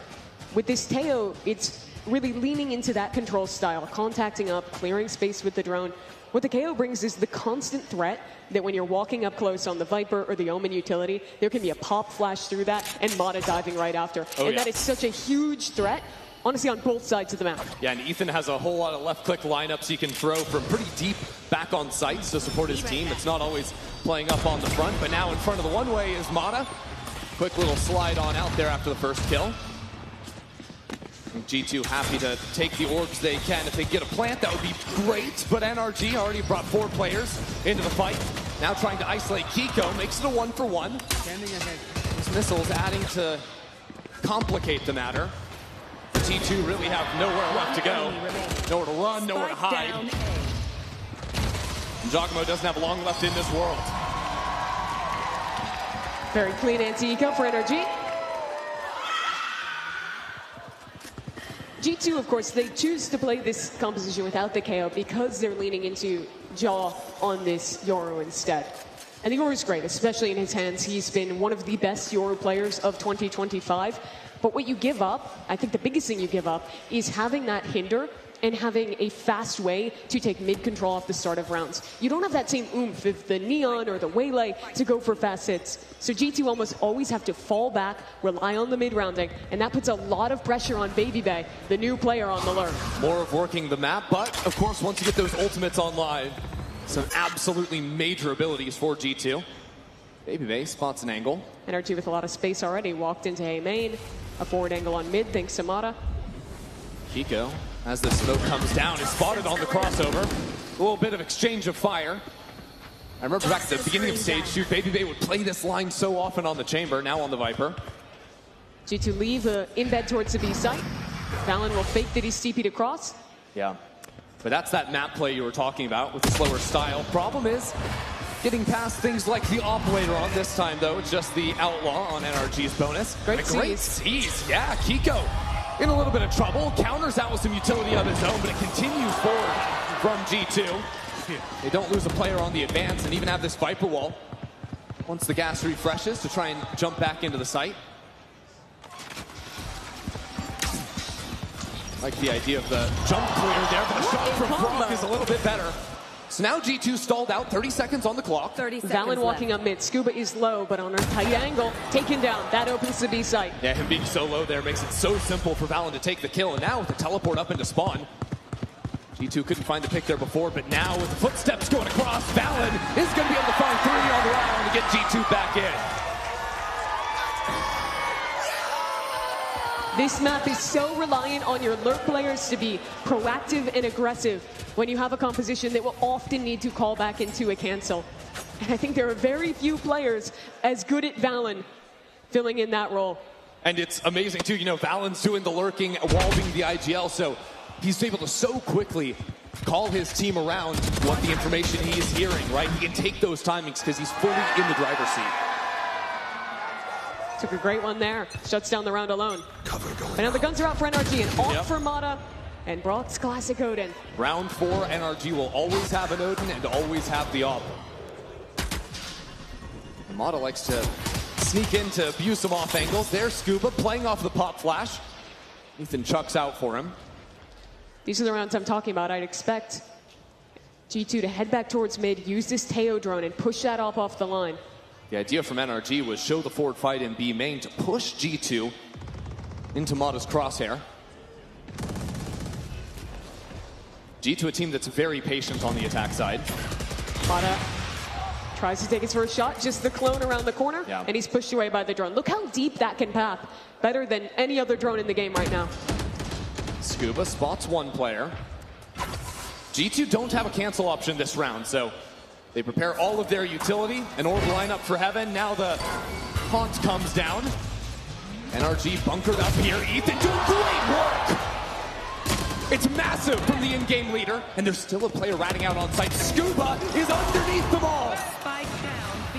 And this puts so much pressure down onto G2. They can't take the forward space. Valen has to pick up the spike and go for the plants. And that's a leg shot, too. Valen banged twice through the wall. It has to be Baby Bay, walking towards spawn. Oh, he's got a timing here. The shot down is beautiful. Brock for a second kill off his utility. Baby Bay in a 1-on-3. Pressure mounting. Where are they? He's got absolutely no idea. And now the smoke fades. A little tip, duck and dive. But Brock will finish the round.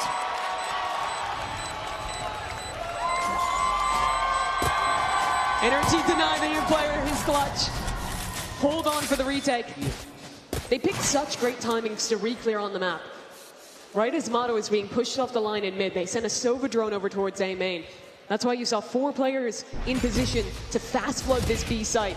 But that flood was only made possible by Ethan. Look at those 2 kills. Just beautiful work by him. And Brock to follow up with the util usage that has been excellent. I like the timing of the swing there from Ethan as well, waiting till after the Yoru teleport to catch those next 2 players moving into the site, fully unsuspected. Now G2 choose to buy into this one. Trent the only player down onto a stinger. Just a scouting ultimate out of Allen, setting up for a quick pop over into the A site. Now Molly's go down. It's a whole set piece from G2. And yet it's Kiko to connect first. And it's another one. This counter spam out from Brock, stalling out G2. They've gone absolutely nowhere. A site continues to be impenetrable. So G2 have ideas to move back into mid, but they're pinged up by Brock's dart again. And Scoop is jiggling on such a safe angle. He'll be able to fully hold this contain.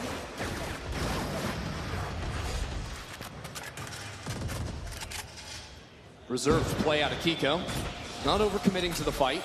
This reminds you of G2's pistol round, where they're a little bit stuck in mid, except that Trent has the spike.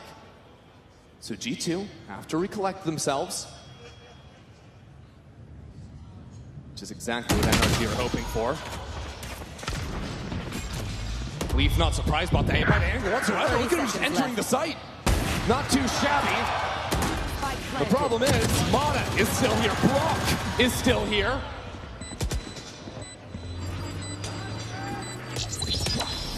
So the control NRG demonstrate when they are ahead in numbers continues to be unbroken. They are excellent at holding A. That 2-piece from Kiko was pivotal. Tucks close into the smoke, plays around the utility there so well. He felt a lot of pressure. That ult at the very start of the round from Valen was a fake, threatening that someone was going back towards spawn, but that was quickly cleared out. So Kiko could just hold in that close smoke, get support from Brock's ultimate, and almost single-handedly shut down G2's initial advance. So it will be G2 Esports calling the timeout. Josh RT trying to get involved here. Now, Josh usually likes to go for earlier timeouts into the game, even when the team is succeeding, liking to change the approach and change off of the early conditioning. G2 usually planning out the first 4, 5, 6 rounds of a half, but now they're really at a drought here, only winning the anti-bonus. He's one of those coaches who loves trying to give you a series of rounds to go back into and see if you can find success with. It's been tough for G2. That B finish round, they lose out to the retake. Twice now, they've tried the fast A looks and have found no success there. I think they just have to go back to trying to work the math, showing these mid-re-clear looks, pushing Mata off the angle, and really, honestly, relying on Valen and Babybay to give them something on the extremities. Yeah. I mean, I think it's worth saying that for G2, they're playing against NRG that's playing a no Sentinel comp, right? There's going to be some gaps they can try to exploit, especially for solo lurkers. When you're not playing against a Sentinel, you're often going to find yourself in a position where you have a true, honest 1v1. But it's a big risk to make those plays, especially when there is the threat of Mata's operator. This round is the eco. They'll probably show something faster, a one-off. But as we get further into this game, watching how they deal with that off will be one of the keys to success for G2. Well, G2's Stingers and their Sheriffs, fairly infamous throughout 2025. Well, Brock did such a good job of masking where that AWP was. Spamming, using his utility, making it look like he's just alone, maybe with a pop flash from the KO. Nope, AWP swings right in, gets a kill.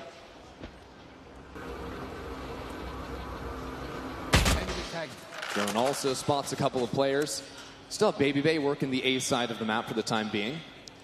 Because NRG always play close front sight, it's very hard for the Viper to activate on those lurks. That wall you see them throwing, the whole goal is to get a lurker out yard or get someone through mid into that space. But NRG almost always crossfire in yard instead of giving any space in A. Makes things nigh impossible unless your team is pulling attention away from the A side of the map, which G2 have failed to do thus far. Dropping early on these picks, and now NRG sort of swarm in on their location. A couple of nice shots from G2, but ultimately another good round from NRG. And now Mimi, okay, Mata's having a little fun with it. We're about to head into a major round. Both teams have 3. Okay, Liz. Don't know what's going on there. We're in the theater. But, like you mentioned, ultimate's up for both sides. That's the key of this round. The problem is, even if G2 wants to run some kind of set play, NRG will immediately have a KO ult to either cancel that hit or quickly flood retake back in. So they're going to have to think about how they want to play once that ult gets activated. Yeah, G2 are just going to run a full-on exec. Seems to be the case, abused with those ultimates. Who's next? Trent actually just going off the rip, not even waiting for Jog to figure out where exactly these players are. Jogamo runs into 2 players, and that quick reposition. NRG have 4 players here. This is about to be a mess on site. Ethan, the first to find. And now NRG continue to dominate on these hits. I mean, it doesn't even look close. G2 out of sorts. Throw 2 ultimates into the mix and get carved to pieces. G2's ultimates were great for the first layer, for clearing out sight. But when you're taking B, you always have to take something else. Either have someone ready to fight towards elbow, have someone ready to hold close towards door. What Ethan's instant ultimate did was deny them any utility to take those fights. You see Valen swinging in dry, dying. You see Babybay, Trent trying the same thing. NRG is there completely to easily cut them down. Ethan absolutely loving it. Again, showing such strength here. Anchoring the B site, calling his team on the quick rotate. And this has now sent G2 into another half-buy round. Of course, this is NRG's map pick. This is their dominant corrode. But it's been a silencing start for G2 thus far. Memories of past corrode games between these teams coming back, where NRG is dominated. So Mata dodges the Prowler, has the Paranoid to set him up, but good anti-flash from Babybay, forces Mata away from the line. That said, it's not like G2 gained all that much room to play with. Mata still here, still with a hinder. Wow. NRG finds so many shots through walls. Even Mata with this up, and he's still so aggro, re-challenging, re-contesting. No fear against the weaker weaponry of G2. As he continues to have a little bit more fun as a human drone. Babybay dead through the smoke, and NRG flawless in their anti-eco. The stall in A main is so tough to get through. You're past the smokes, okay, great. You're getting hit by a hinder. You get out even further. Mata has an ultimate, and then they're refighting off of that. NRG will show waves of just stall utility, and then they'll show a refight like that off the ult or sometimes off of paranoia, and it tends to absolutely destroy teams in A main. G2 also looking a little cooked, a little chopped on NRG's Corrode. I mean, Brock and Mata dominating. 9-1 on the scoreboard. The early spam still going to be there. We saw this look from Kiko once before. That little boost, you have a slight angle you can see over the box.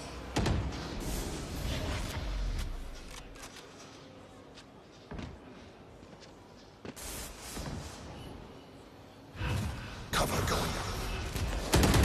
Oh, nice timing there from Jog, right in front of the smoke. That's a big win for G2 early. How does NRG react? They walk Ethan down mid. Exactly. As soon as they lose the forward space in one area, they have to reclaim it in another.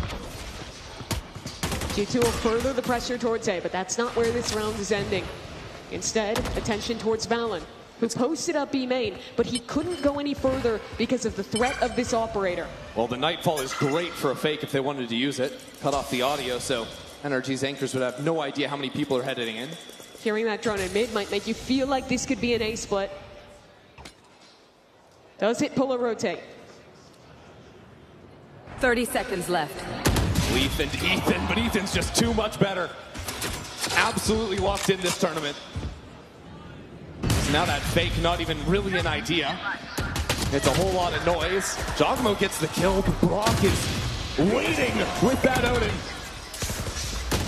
And if they can't deal with Brock, there's no way G2 are planting the spike. Even if Jog is killing everyone on the other side of the map, there's just not enough time. You have to get the kill on Brock. Brock has to stay alive for 2 more seconds, dancing around the middle of the site. G2 cannot find the fight. It's a right ball clutch for Brock. Objective live. He does it easily. G2 complicated that round. Tried to outcall Ethan. But in doing so, they left themselves very little margin for error. That game, a ring around the rosy at the end. It's just heartbreaking for G2. And since the last time out, 3 rounds ago, G2 call another one. They tried to fast play with their ults. They got completely destroyed by Ethan's no command.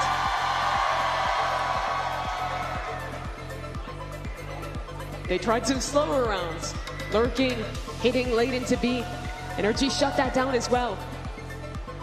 And look, NRG came to put on a show today. Already sitting at 8-1. Got a packed out house here in NYC. Wonder when G2 are going to sit down. Need them to get back in this one. Because it's been a classic of their play. They play so many of these slow rounds, and it finally comes back to bite them in the last. That it does. You have to remember it's a best of 5. We had a lot of BO1s defined by one map. It won't be that case today. This is the home ground for NRG here on Corrode. Josh Hartee had his time to talk to the team. Now it's time to put those words to the test. So they show a similar open towards A main. Stop anyone from crossing over. I'm worried about Mata, though.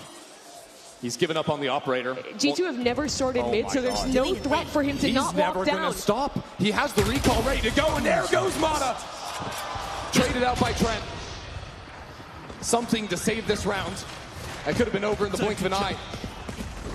Yet there's no Nightfall for this hit. Jogamo trying to pop out and mental Trent. He's right back out there. G2 finally have something to work with. Finally have this site. Scuba in the corner. Nowhere really to go. Just some spam in the pit. He's still going for it. Are you kidding? Scuba! And when the gas goes down, he brings it straight back up. Trent and Jogamo scatter. NRG has the time. They have a drone. They can slow this round back down. Trent needs something. Hiding inside of the pit. Dodge the drone. And now it comes down.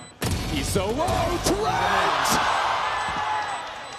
Brings it back for G2. Brock's still a problem. Time is starting to dwindle down, though. Brock needs to get this fight and get it quick. It's just not going to happen. Jogable on the swing, and G2 are right back in it.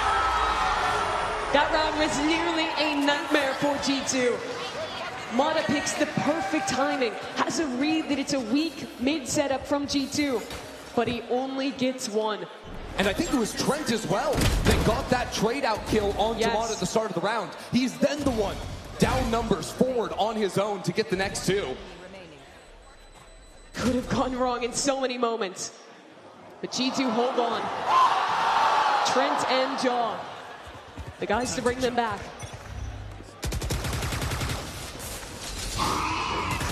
Another start towards A. Jaw got an opener here before. With the smoke up, with the Wayla here, it'll be hard to get through yet again. And G2 still have some major ultimates to work with.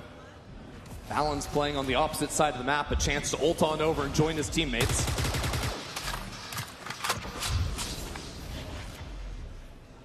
Every round, NRG are taking mid with just one player jiggling. It's because G2 has never conditioned presence there, and that means there's 3 on A. Including Brock. Brock loves to play this A side, especially with the Hunter's Fury in hand. Makes it even harder to bust out of the choke point. Mata must have seen a shoulder. Now the Hunter's Fury comes on down. Leaf trying to scatter to the wind. It's only Leaf on the other side to give G2 a chance in this round. That shot from Valen is pivotal. Kills Scuba on the jump peak, opens the door to B. And even popping a couple of ults now from G2.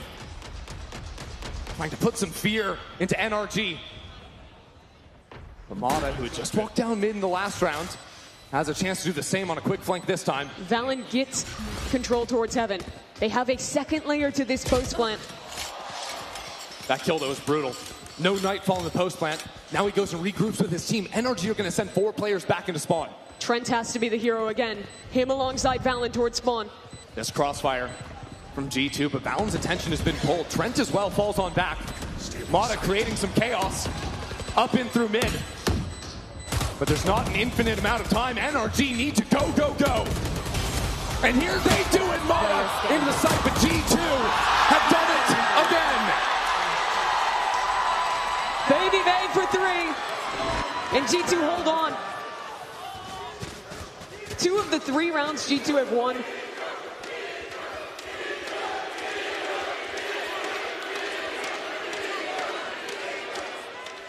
Have been Valen.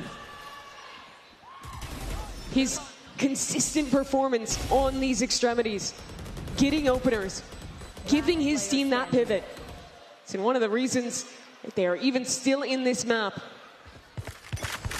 But they can't slow down now. Not even with the end of the half approaching. NRG the ones to seize control of B. NRG get a forward post on B main. G2 are trying to pressure A, see if they can work the spike up towards B again. Jogmo's down on 45 HP though, every single round. G2 are battered and bruised. And they've been sitting on this Nightfall for a while now. The drone sees the Viper, but in previous rounds, that has meant that there's a hidden Mata behind it.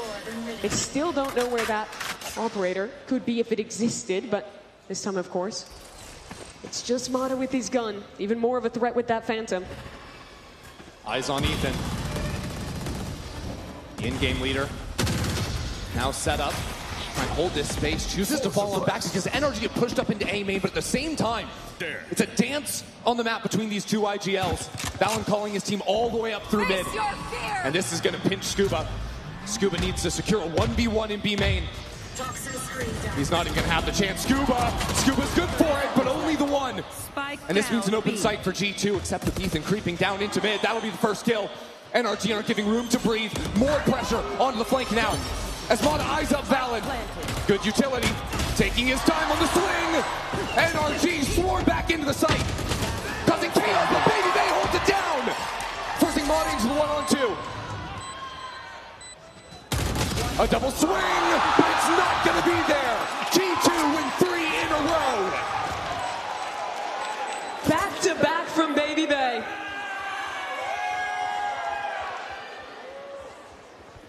Such good kills from him to hold on to B.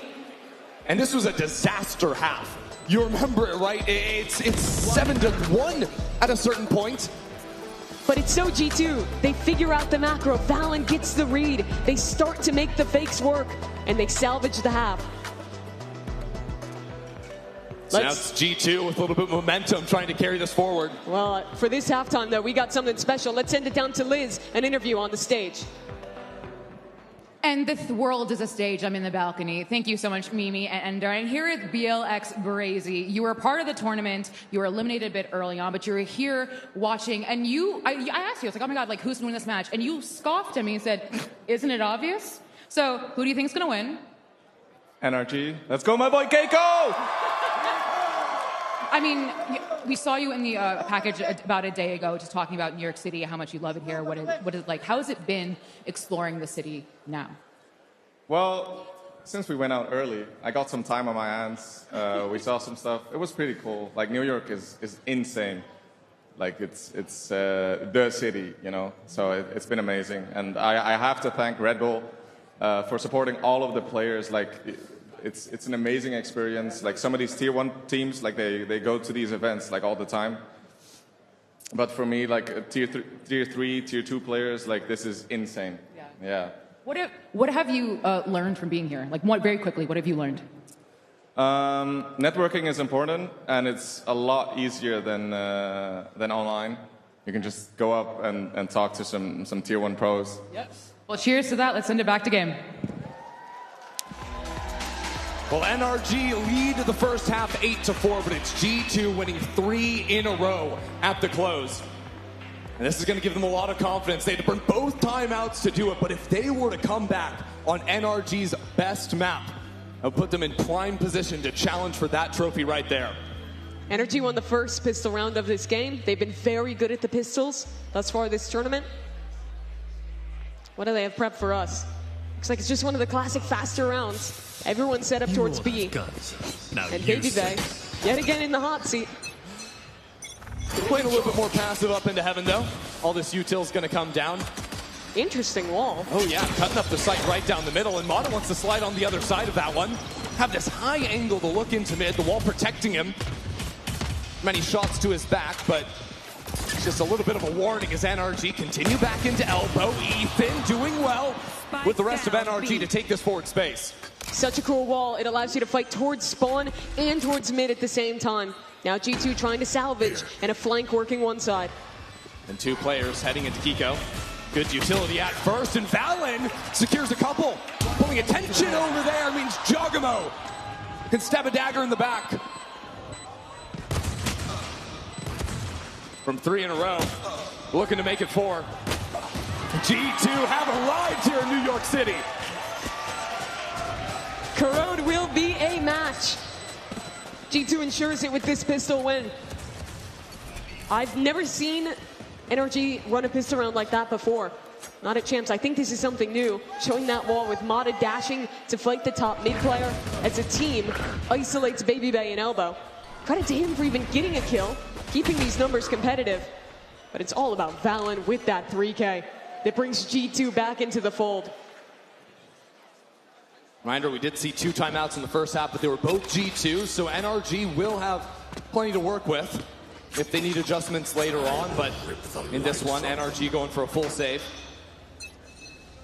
as they often do to guarantee the special guns, like Brox Odin, just running back this pistol round with a different wall. Yeah, this time it's that more default A lurk wall. Now Baby Bay also on a forward posting. This time, pinged out by utility. Dodge is back just a bit. NRG, see if they can find something that is a gun on the ground. Go ahead and secure that one. If Leaf falls, there could be some problems, but Ethan was trying to set up for a flash, and this is mean that G2 can continue on forward. No issues here on the second round. Probably your biggest job as a B anchor on this map. Get those few seconds stolen with Viper and do not die. If your Viper player dies before you can play retake, it becomes so much harder to win B. when you're trying to flood, it's more forgivable. Yeah. But if you're giving up that site and you don't have the wall to block off main, it becomes such a challenge because it opens up your opponent having a player main in the late round to ensure the round. Yeah, it's not an easy spot for Baby Bay to play because you don't have any info utility to bank off of, so he has to hold a forward line. But you still want to try and see if you can get a snake bite off at the same time. There's so much to do. And it's especially hard because you're playing Waylay, who, if you're caught out of position, you're hindered, and you have no escape. Well, speaking of this, check out a little flash idea for B, but that's not really where NRG are heading. It was the same flash to open some of their other B rounds, threaten that that could be a pop onto Baby Bay again. Yeah, they're trying to show similar ideas here. G2 expect more players B, but Valorant won't be fooled. NRG are often a half armor team, but they have bought full armor this time, meaning Jaws Outlaw a bit less effective. Yeah, must have seen that one last round. Actually, Mata taken down fairly low. Just off some Bulldog spam, as a matter of fact. NRG have great map control, a lurk towards A main, but the crux of it is if they can win this fight against Jaw, that would open up A. Well, it's a 1-for-1 in mid, down, mid. but as you said, Jogamo waiting for Scuba to appear.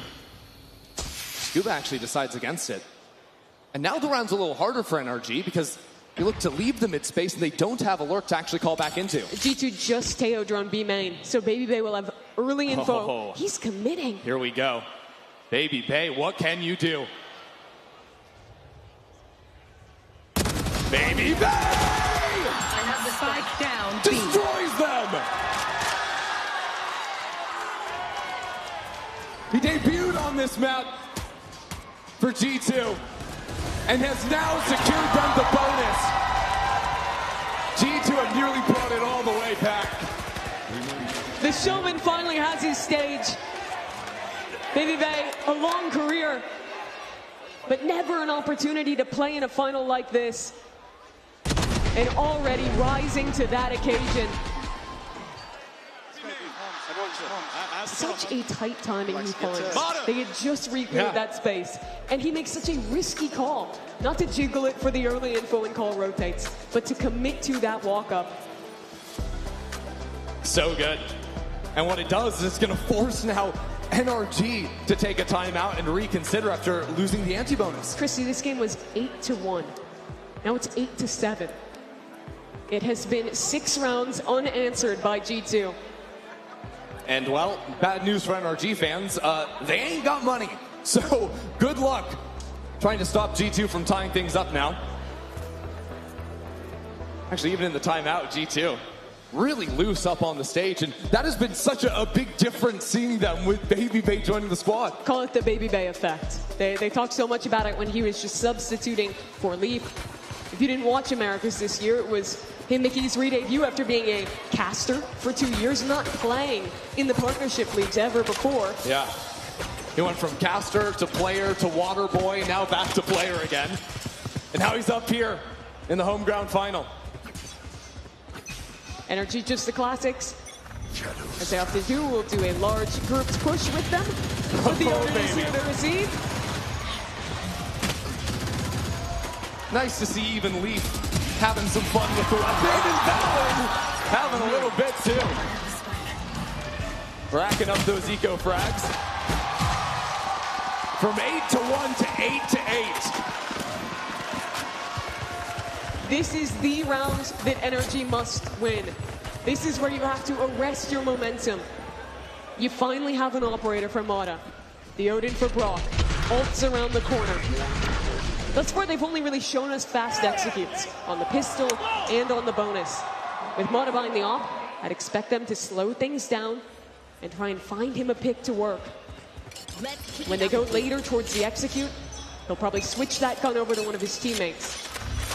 And Mata is so good at finding these openers on the op, especially when he works into the mains.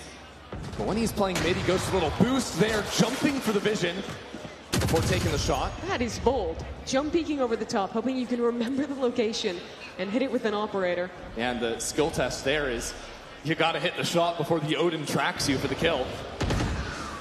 Not an easy task. but just by revealing that the op was purchased, this makes things way easier for G2. You can see, contrary to the previous rounds where BabyBay was taking the forward space, Jogamo as well, G2 are way more reserved. They know NRG is going to play a slower rounds. They're going to let them eat up so much of the clock. They hear the Viper Orb, and they already have 3 players stacked towards this A site. Now this Orb is in fear of Jogamo's own op. Playing a more passive line. And getting the null command for Ethan, that's the go sign. But now there's no escape button for Jogamo. He's forced to stay into the fight. Mata now with the weapon in hand, continues towards the site. As good utility means the Swarm can come in, but Jogamo has his teammates back. Jog is still alive. How is he still alive here?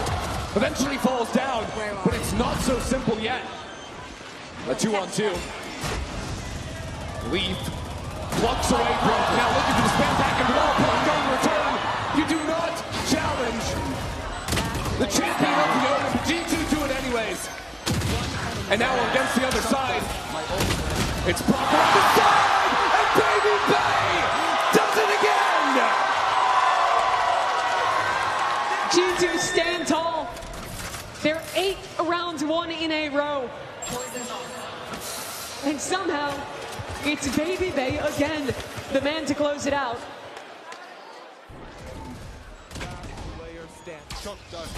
This was a bold play from Brock, trying to jump into the molly.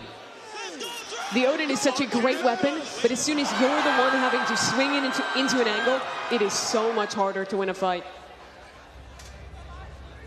NRG not phased after that round, grouping together 5 players. Full loss bonus and a half armor team means they'll have guns for days. But they're heading into BabyBay once again. Good util. He's got the judge though, it might not matter. Recon into him, he's being trapped. And he's being hunted down. NRG in full control over the site. And it's not even 20 seconds into the round. And they didn't have to use their 2 big ults. Hunter's Fury and the one from Mata. But look at the flank. Jogamo with the operator. And this close angle, he's not even going to see the player. Yeah, it's an easy kill from Scuba.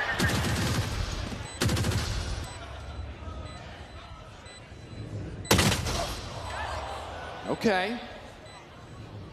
See what G2 can do with that kill. Trent needs a little bit more, but NRG, their post-plant setup is so hard to break. Even if you were to get that kill, the trade would be there. NRG all of this tournament have made great decisions on where to push in their post plants. I've especially liked it on their Haven, but true on this Corrode as well. Once they take a site, it is challenging to get back in. But the only reason they took that site was Mata's utility.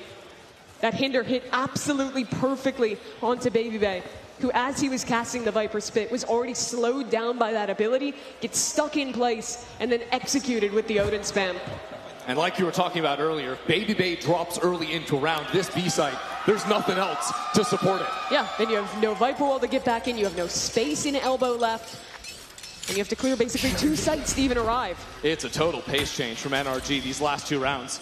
Just trying to bully across on the 5XX. Mata already behind, but Jog is there. He runs through a molly to get that pick. Now Trent backs away with the Viper's pit. The pit still gives NRG firm control over this site, though. Should be able to plant the spike. It means that once again, G2 eyeing up a flank idea with BabyBay. They'll be able to plant it eventually, but the missiles mean it's stalled out, and G2 gets a reposition. And some major ultimates to be traded. Leaf and Brock ready to fight back through the pit. They're going to try and cancel, go back mid, but look at Valen, he's holding this. Jogamo getting a little bit too antsy there, creeping into the smoke, and there's no one even playing off the nightfall, yet the flank comes through. And now NRG have ideas to leave mid. The positioning from Valen is so good, but he can't get the shot! The opposing IGL better. Now BabyBay walled off by himself, actually, getting across. He chooses to let those players through. They know he's here, but he will be a permanent problem for NRG. G2 are spread across the map, and Scuba is in a position that you simply cannot clear. Surely not. Trent does it! And now all of a sudden it's G2 in command. Ethan stuck in on this box. BabyBay makes noise, but it's an attack from 2 fronts for G2. Ethan is low. The spam starts to come in. But he's a dancer on the side. Ethan cannot finish the job. G2 stumble, but they do not stop. Ethan wanted to mirror the success Valorant had, that other IGL who brought this comeback into being for G2. But he's a hair away from getting it done. This kill in mid was huge. Absolutely. If Scuba gets that, he has a backstab. He's the insurance. Instead, Trent wins it. And G2 keep the lead rolling. But this train does not stop from NRG. You look at the ultimates. Mata's not going to waste any time. Ethan 1 away from the null command, and 5 players on A. Trent has an ult to refight if they want to. So Comfy to give up at least that first bit of space. Mata needs to stay alive on this hit, and this time the trade is there. It's the same pattern as the last round, but Scuba is ready. Oh my word, Trent! Through smokes, through walls. And now ready for some missiles too. Straight up retake now, but with the Armageddon. Oh, the combo! Lee catches them, trying to capitalize, but Mata's up in front of it. It's madness, it's mayhem. And it's even.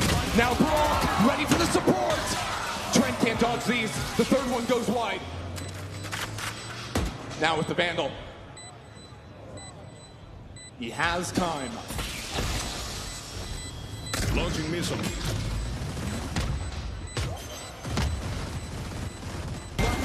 Waiting for it. Trent is so good. But shocks are coming down as well. Well, I lived it. And now the fight. He goes for Brock, and he gets it. I don't think there's going to be enough time. There won't be. We're tied at 10. NRG finally break the streak and tie this game again.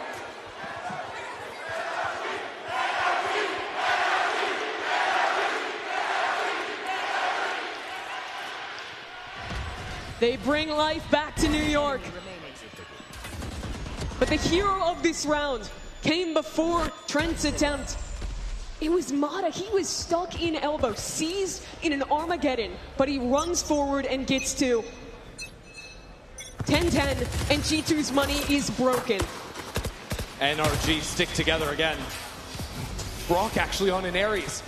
Their money's not so hot either. A lot resting on this round. NRG were to falter. Valen and Leaf still into the side. What is that? Are you kidding? G2 flawless on the eco. The G2 Stingers.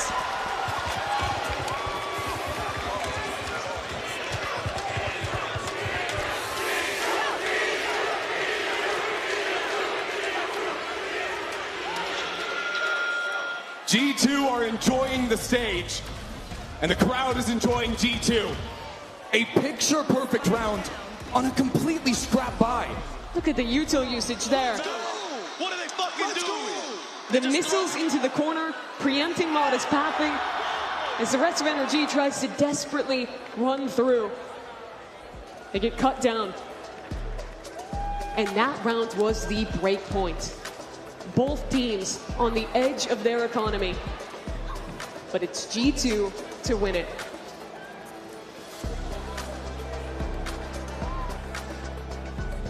NRG dip into their second timeout of the half. It's been a story of the defense this game so far, but that man on your screen, Josh RT, when he called the timeout in the first half, G2 went on to win the last 3 rounds. They brought this game back. Now NRG need to do a similar story if they want to win in regulation. But it's unlikely to start here. Only a stinger for Mata. Classics for the rest. The fate of this match will ride on round 23. Likely that NRG just run 5 players into B again. If they can pick off Baby Day, maybe they like their odds. Jaw buys a Bucky this round. Mata with the Singer, now he upgrades. Mata could be the hero. And he's charging forward towards Trent. There's no way. We're not going back-to-back thrifties. Not if Valen has anything to say about it. With a catch on the reload. Valen advancing on his own. He wants to get it all done. And now a dimensional trick from Jog. One spotted into heaven. Trying to find the rest, and now the last one revealed. Valen has done great work with Giacomo filtering into the site. Pressure on the spike. Kiko stepping into this NRG roster will not stop G2 from making this comeback happen. Mata almost made it happen again. True heroics on the fight towards spawn. But it's just not enough. Look at this opener. Through a Viper Molly onto Baby, they picks up the gun for the immediate trade. It was Valorant who started this comeback, and it was him who saved that anti-eco as well. NRG have never lost the map of Corrode. They have won 9 times in a row, including in the World Finals against FNATIC. From an 8-1 deficit, G2 are here. But NRG have something to say. Already their IGL down. The head of the snake cut off, and Trent continues for more. Who can bail them out? The spike in no man's land. Kiko one off ult. Can he find an orb? Find a way to recover that key item? It has to be Scuba. On this lurk into A. Giacomo gets the shot, now a teleport back. He's away from the site. A main orb is open. Kiko will grab it and recover the spike. But that means Brock in mid, holding the cross, has a huge job ahead of him. There is only one path forward for NRG. It includes grabbing the spike, planting it, and now Brock finding way more than one. Here comes the clear. Brock is down! And now the hope rests on Kiko on 24 HP. That hope is extinguished. G2 Esports with one of the most impressive comebacks we've seen all year. Down 8-1 against an undefeated NRG. Have done it! From that point, 12 rounds to 2. G2 Esports have delivered NRG's first defeat on Corrode.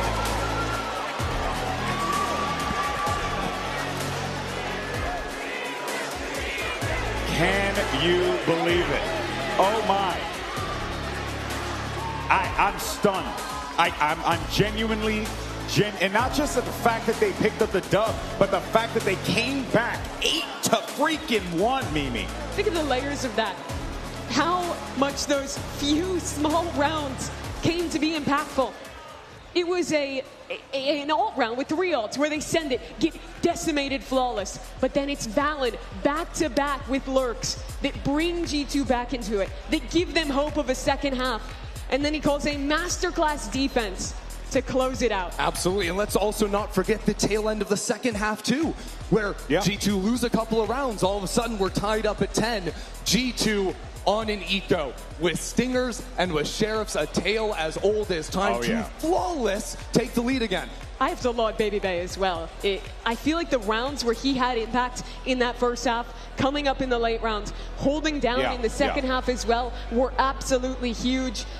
Valen too, I mean, on top of the calling, his individual performance, topping the scoreboard for this team. Yeah, unbelievable stuff. I genuinely, when we looked at the series layout, we were convinced that this was going to be NRG up 1-0 to start this whole thing off. But instead, G2 Esports flips the script. They're up 1-0 in this series. We're going to take a quick pause for the cause, and when we return, we're going to talk about map 1 and set up map 2. See you in a few.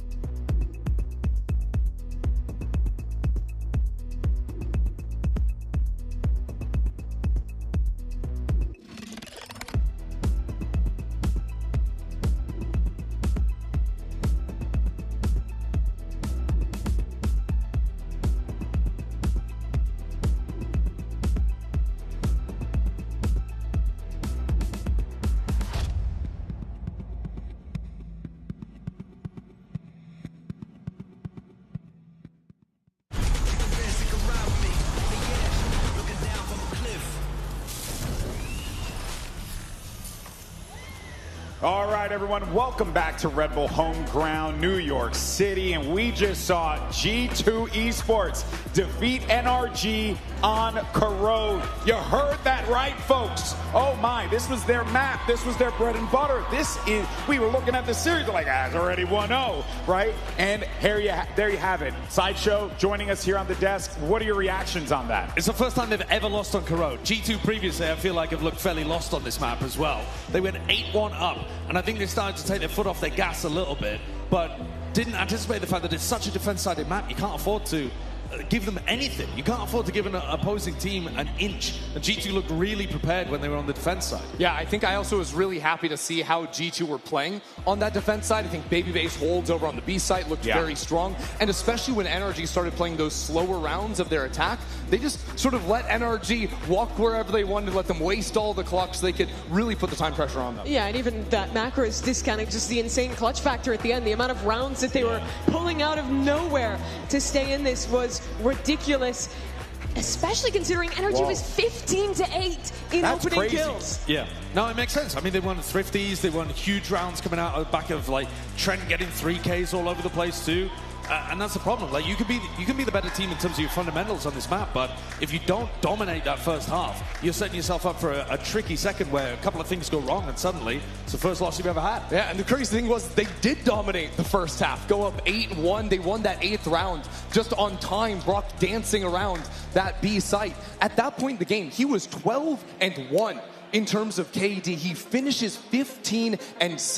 G2 completely shut him out of the game after he clowned on them to win out the clutch. Yeah, which is utterly insane to see Brock just get neutralized like that on a map that has become his home. But you got to give the credit where credit is due to G2 Esports. We were seeing some incredible shots from them. Great lurks, great reads. Mimi, it felt like once they figured it out, it was very difficult to stop that train. Yeah, Valorant has been great all year, but I think that he's really activated since they had that mid-season sub-edition of Baby Bay. You saw him starting to stand up, to talk trash more. And in these recent matches, I feel like he's just been so good individually as well. It was him winning the lurks on the extremities to start the comeback. It was him winning clutches towards the end to close it out as well. And on top of that, he's just calling an excellent game as a leader. Absolutely. I also think Trent had so many big moments in the rounds where he's like dealing with flanks and then having to be in low situation 2v3s, 1v3s to win it out. His utility also continuing to impress. Yeah, it's super impressive what we've seen from this team.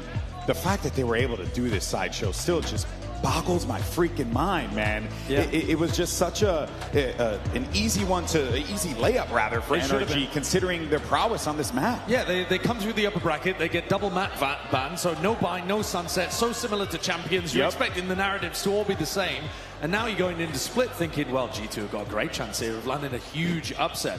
My eyes are also on Kiko, because I don't think this map he really played up to his potential. I think he ended like 11-19, something like that. And I think there are still growing pains here. I don't think I've seen a map yet where Kiko dominates in the way that I've seen him when he was playing with Liquid. I've seen him do that inside EMEA. So here on Split, you've got a great opportunity. It's such a good Omen map. I want to see the young guy get alive. Yeah, looking on the other side there as Agent Select continues, right? You're going to see, of course, Giacomo go, ooh, actually, maybe a little swap over to the Waylay there last minute. We'll see what they decide to do with this. For NRG, this is the first time we're seeing them play this map since it got added back in. Did not have to touch it at Champions before those changes. And it looks like they are going back to an older style, that control comp with the Viper and the Omen. I think right now with the Initiator nerfs, a lot of teams that go for a style like this will play the solo Initiator Sky. It is a little wild, though, seeing the Brock Killjoy come out on this map. Killjoy, an agent that never really received a ton of play, except for like the very early days on Split. Yeah, I think they've missed with their composition here. I think you get Kiko into the team and you're not putting him on Raze on Split, you've completely kind of beefed in terms of what you're doing with this comp. I want to see them play double duelist. I want to see Mada coming out on like a Yoru or something. Yeah. Maybe growing pains for now, but they should go in that direction in 2026. That would also let you drop the Sky, put Ethan on something else, and get the flashes from that Yoru. It is super interesting to see them going this direction. G2, on the other hand, we've already seen this comp on display. I really like it. Breach is pretty out of vogue, but I think the combination with Jaw on that solo Waylay, you just have so many tools to set him up on the entry with the paranoia paranoia with the stun, that it's a fantastic combo. Yeah, and Jonah P used to play a lot of Breach on this map for G2 when they had in the past, so Leaf now stepping into this role. It's another agent for him. This guy is just flexing all over the place. All right, folks, let's see how this one unfolds as we get ready for split map 2. You got Energy, G2 up 1-0 in the series. Casters, floor is yours. An absolutely shocking way that Corrode ended up finishing. Now it's NRG on the back foot, needing to show off something drastically different here, the new style of composition to tie things up. G2, this map, a lot of what they'll be doing is fast start with the Waylay and that initiator from Leaf, and looking at how Valen and Baby Bay can work up on the extremities. I think it's really fun to watch how Leaf can communicate with his duelist on the breach and set them up from so far away, and has so much experience in the role. He should know exactly what they want, and there he is. Little tag team action with him and Jog. It results in 3 dropping from NRG.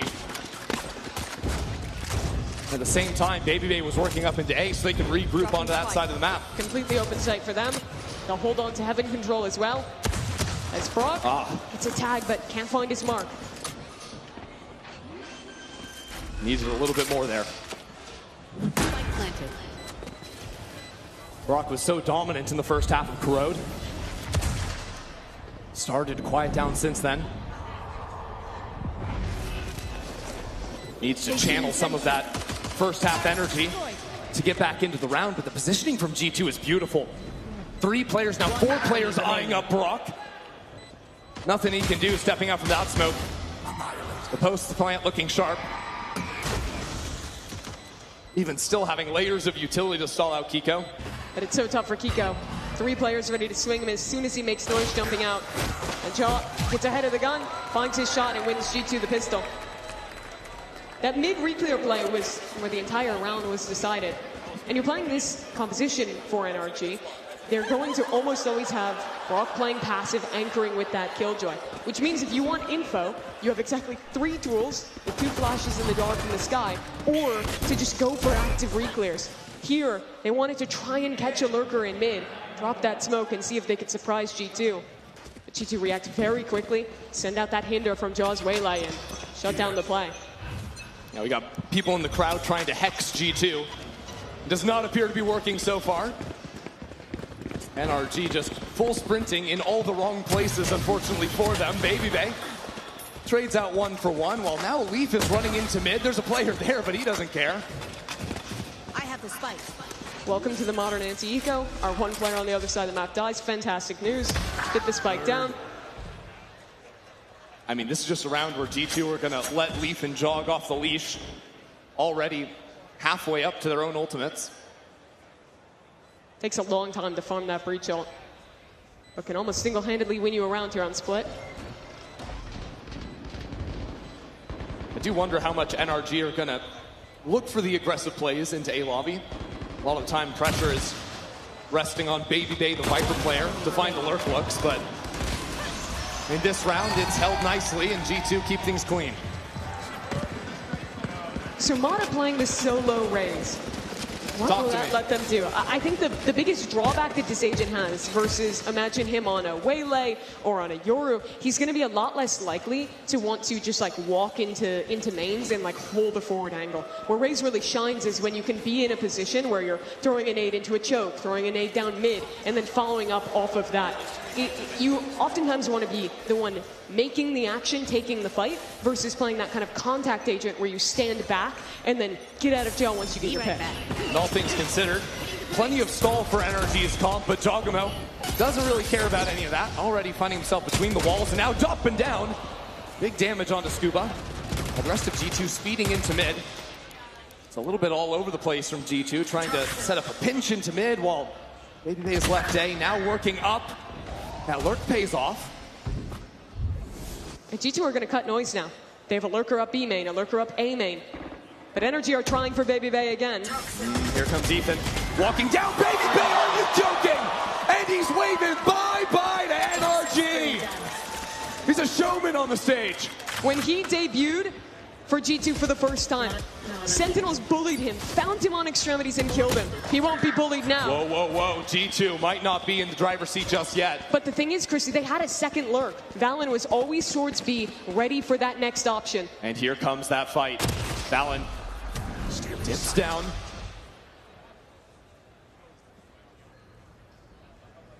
Mata doesn't like his odds in that fight, down on 17 HP. 30 seconds left.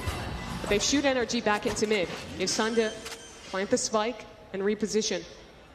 They won't be able to fight up. Instead, choose to play backside together. Ooh, but there's utility. Paint shells, paranoia. A smoke for NRG. G2 could have just boxed themselves into their own doom. NRG have to find it, though.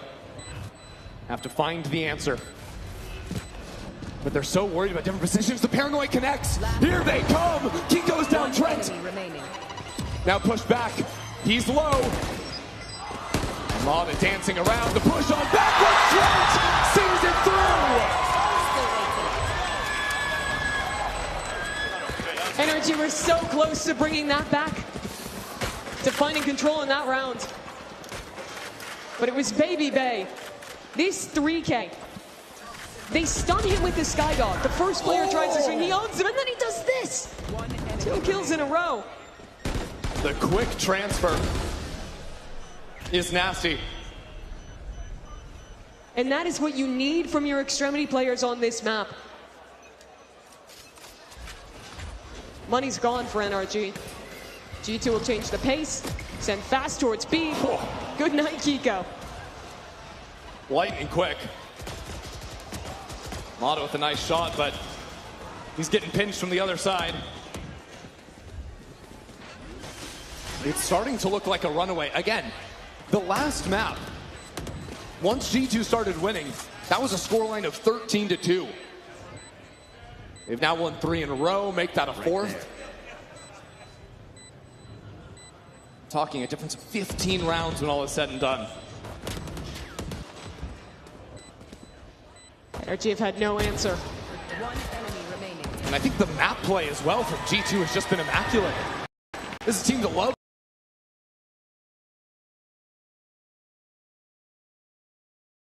NRG have yet to find the answer. That was the pistol round, and they were great. But now finally NRG start to get ults. They're going to have an operator online for Mata. And solving A is usually going to be Ethan's job here, playing the sky. All the scouting he has, the timings he takes, but he might not have the luxury of time.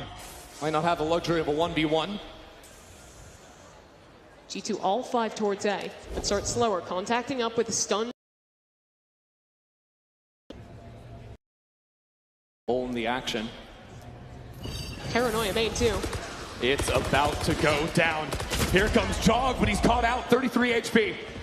Now Kiko steps up to the plate, he's blinded. Swing and a miss.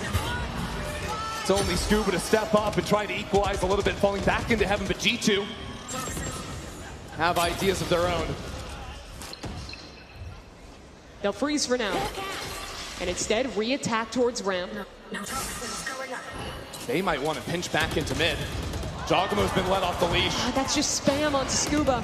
So unfortunate for NRG. Keep your eyes on mid. Mata trying to escape, but Jog has now lurked up on the waylay, and Mata goes down. This map play, G2, playing a game of chess. Now on Lurk, finally. Ethan wins that fight. These Seekers, perfect information now from G2. But no help for Brock. He has to stand alone. He's in such a nice spot, though. What can you do, Brock? What can you do? Not enough is the answer. So now a long walk for Ethan. And on such low HP. Spike planted. The shots would have to be perfect. Info ult goes heaven. Now there's really only 2 places he could be. His own spawn or G2's. Nice shot!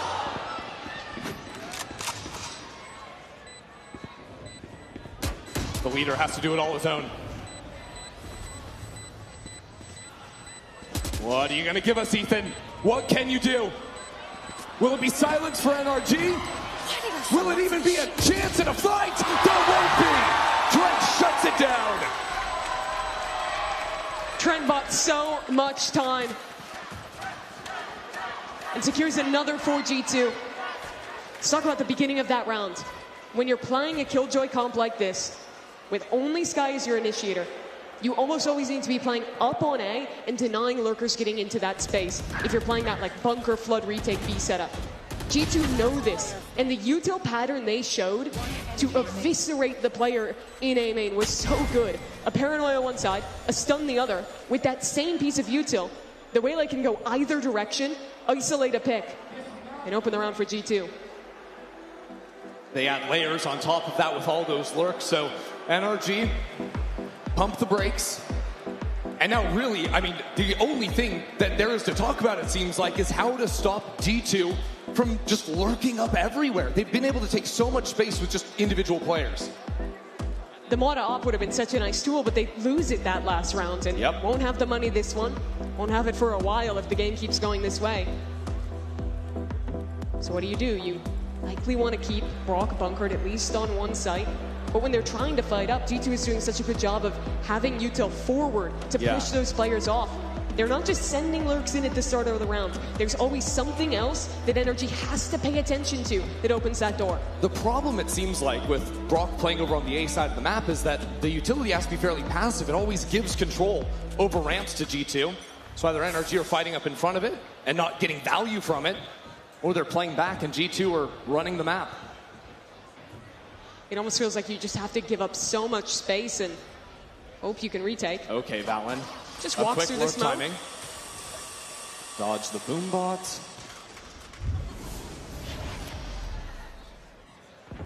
Look how confident he is. Yeah, and it's because he's never shown that look before. He's going to try and catch NRG asleep at the wheel. It's a much slower start for G2. Audio on that turret, though. Tells G2 the Killjoy position. So now they start to think, is Killjoy alone? No, we see the Skye here. What's the reaction now? They'll put some pressure mid, see if they can work anything up towards this A site. Doing a thing. Maybe split back in if they can isolate the Viper. NRG are going to struggle if they lose mid control. Scuba now hindered inside of the smoke. Quick little dodge backwards from G2. But it's only 35 seconds left onto the clock, and they're heading into the Killjoy. Up ramp already. This fight will be huge when the wall goes down. Scuba, what can you do? We're down to 20 seconds now. Jogmo isn't even with the team. I mean, G2 need to do something. It's not going to happen. They're getting cut down in main. G2 wait too long. The hold on mid to push them back. Chokes G2 out of the round. NRG will find their first.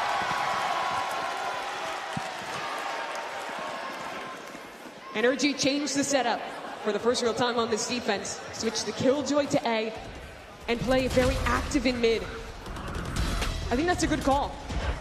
You're going to struggle always to deal with these lurkers on the extremities. But if you can have a constant presence in mid and flood retake in immediately through vents or through B heaven, it makes the job of your anchors so much easier, even if they're getting lurked on.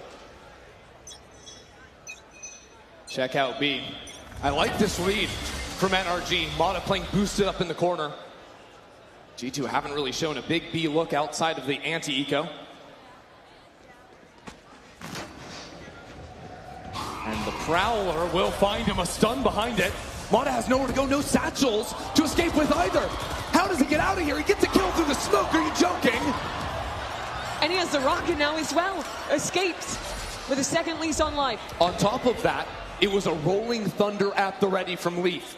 G2 wanted to use that to accelerate into the site. Now, they don't know where to go from here. They have to go back into playing the map. It should have been checkmate. But Mata bailed them out. Baby Bay will now try and activate on the lurk. Damage dealt. And again, NRG lose mid control. Actually, that's different to the last round. Now G2 have so much forward space. It paralyzes NRG. When your up numbers and breach is dead, you can afford to bunker sites because that execute is so much less powerful. I mean, there's not even a Prowler left from Trent. G2 need to find a kill while walking forward. And it's not going to happen against the showstopper. All of a sudden from behind, Mata does well to track that head. 20 seconds now. G2 don't have the utility. They have to fight their way through. Good old honest Valorant, but they're looking the wrong way. Kiko, like a surgeon, distracts for Ethan to take another. Mata gets away with murder that round. No clue how he does not die here. Watch the kill. Running, spamming, he was midair. Just normal things, I guess. And this as well. It is so difficult to track a waylay diving around you like that, especially when you're pulling out your weapon. And look, Mata, even in the loss, topped the scoreboard in that opening map. Now needs to find himself here in the second. I would say NRG bot breathing room with G2 on an eco. But I see Jaw with the Bucky. It's always dangerous, and isn't it? And a stun ready towards Vents, and I get a little scared. And always the ultimates to play off of. Good stun. The follow isn't quite there. A rare miss from Jog. Yeah, just in that weird range where you don't get the kill with left or right click. This hunt goes down onto Trent. No more Sheriff in the picture. Really, G2 were hoping to find themselves in the post-plant situation. They could put the pit down. NRG again, when they get numbers, they can pull back, play more passive, and bunker the sites. This Killjoy turret sees up into the heaven window as well. Spotting the cross of these players, so their spawn not in danger, not until now. And now bundled up together, Scuba swings around the left-hand side. This Bucky, wait a second. G2 find themselves even, G2 find themselves ahead. And now the pick can come online. Such a tough post plant to break. Only two players to do it, Mata and Kiko. One satchel to get out from heaven. And inside of the muck, well, Jogamo goes down. But the Viper is still alive. Baby Bay, in such a good spot. A little bit nervous. Where will they come from? It's great timing. Player standing. But a one-on-one. The Omens, and it's Valen to take another. Valen will not let the new arrival be the one to take him down. That's an eco round win for G2. And after NRG finally figured it out after their timeout, their momentum just gets stolen away. The same thing happened at the end of game one, right? And you think it's okay after the play in mid doesn't work, they get a pick on the B main player, but Jaw and Baby Bay, those two.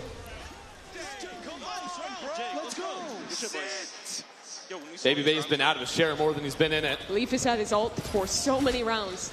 I think now it's the time to use it.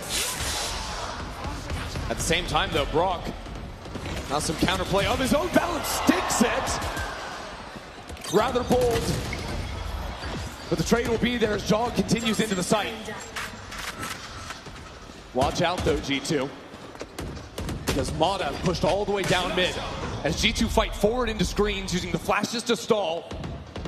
Mata, which is ever so closer. Now as the flash goes back the other way, Mata shows up. Spike planted. And G2 are stuck down in this pit. Nowhere really to go before, nowhere to go but to find the fight. Jogamo holding, Jogamo takes another. G2 have been so good in these post plants. G2's only in this tournament because of Jaw. The overtime game against FNATIC. He dropped something like 34 kills to avoid elimination. And here again, stepping up, G2 conditioned these slower rounds, just showing a waylay, fast play at the start. They've been holding on to Leaf's ult, and here they make use of it.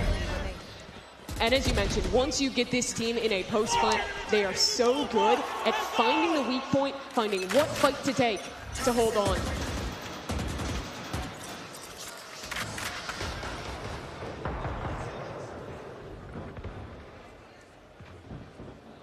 NRG weren't challenged down mid in the previous round, but G2 have changed their ways, staying unpredictable after a few quick execs.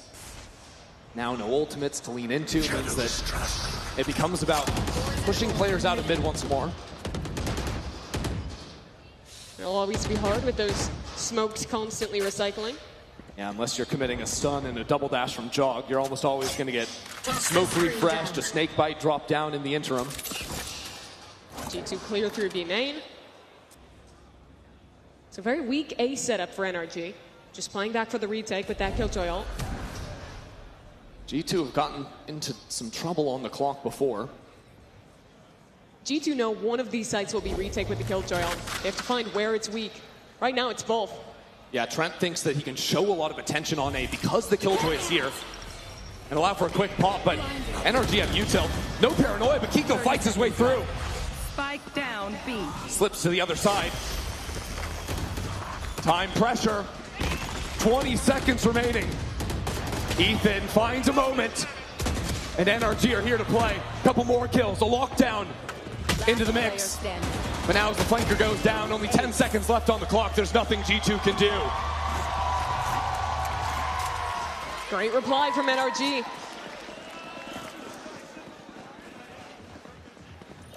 Played a very passive setup on both sides that round, just looking to use the Killjoy lockdown.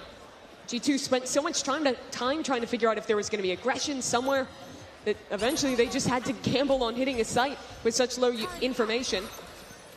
And unfortunately for them, that fast rotate from Brock came in time, and once it's 20 seconds left and a lockdown is in play, there is just no way you are winning a round. Forward fight. Will it require a showstopper? Nice shot from Kiko, and a showstopper as well. There's no shot. This is interesting. Oh, this is real interesting. Not another Eco. Surely not. Kiko steadies the ship. It was Jaw who stole the Eco round last time. He's got a gun again. Now through the smoke, no one's looking at Ethan. And Ethan has assistance. Trent and Valen can't break through that choke point. And Jaw had the spike. It's sacrificed into the site. And that should all but eliminate the threat of this round.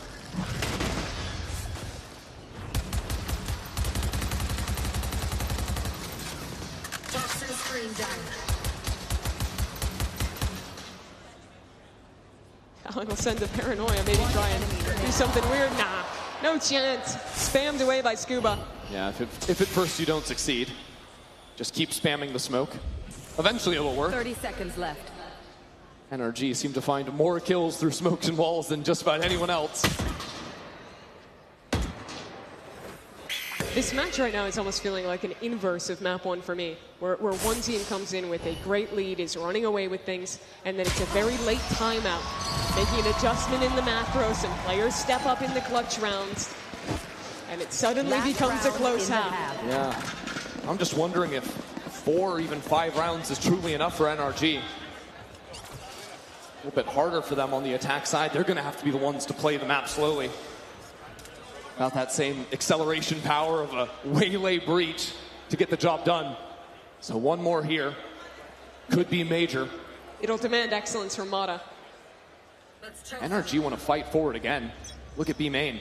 Kiko on the paranoia line. They'll do it as a trap play instead. Try and get contact.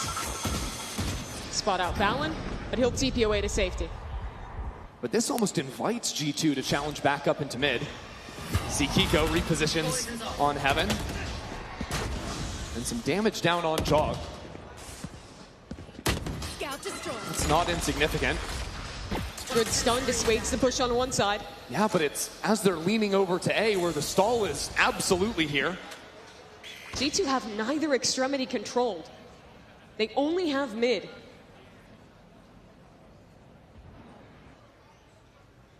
The clock is G2's worst enemy. Trent has one Prowler. He'll go back B main to work alongside Valen to clear that space. Mata could shut the round down right here. Patient, but a Prowler holds his ground and caught on the retreat. couldn't fully dig his heels in. Look at Jaw, still holding tight. Scuba's coming his way. There's no way Scuba's catching this tight a timing. And now G2 are just fighting through, no utility necessary. Ethan in the smoke. Some spam laid into him. Some spam, and Ethan takes them all down in main. G2 aren't out of it yet. The ult missed. But now inside the corner, Brock has a moment. 15 seconds left, 1-on-1. He didn't stick the plant. That's trouble. 10 seconds left. Jug has to put the spike down. And now out on the other side, Brock is fully prepared, fully aware. And has him pinned. It's not gonna happen. Giacomo reverses G2's course from map number 1. They lead 8-4 at the half. Against the 2025 MVP, another Champions winner is better. Jaw, in what should have been an impossible position, denies Brock his heroics and makes it an 8-4 half. Absolutely insane series thus far. NRG need to channel that energy once again, but before we get there, we're sending it down to the stage for Liz, the special guest. Thank you so much, Christy. And I'm here with Allison with a very timely sign with that clutch, the Dodgemo. I mean, Allison, talk to me, why Dodgemo? I mean, obviously he's an incredible player, but there are 5 equally great players up there, so why Jaw? I mean, whether on EG or G2, he's super consistent, so you have to support him. It's the best. You guys agree? And I would be, but I think people might see you have a Sentinels jersey on. Sentinels jersey, but it also says Tarek on the back. So I have to rep our streamer Tarek over here. Oh, wait, Tarek, over here, by the stage. Hi.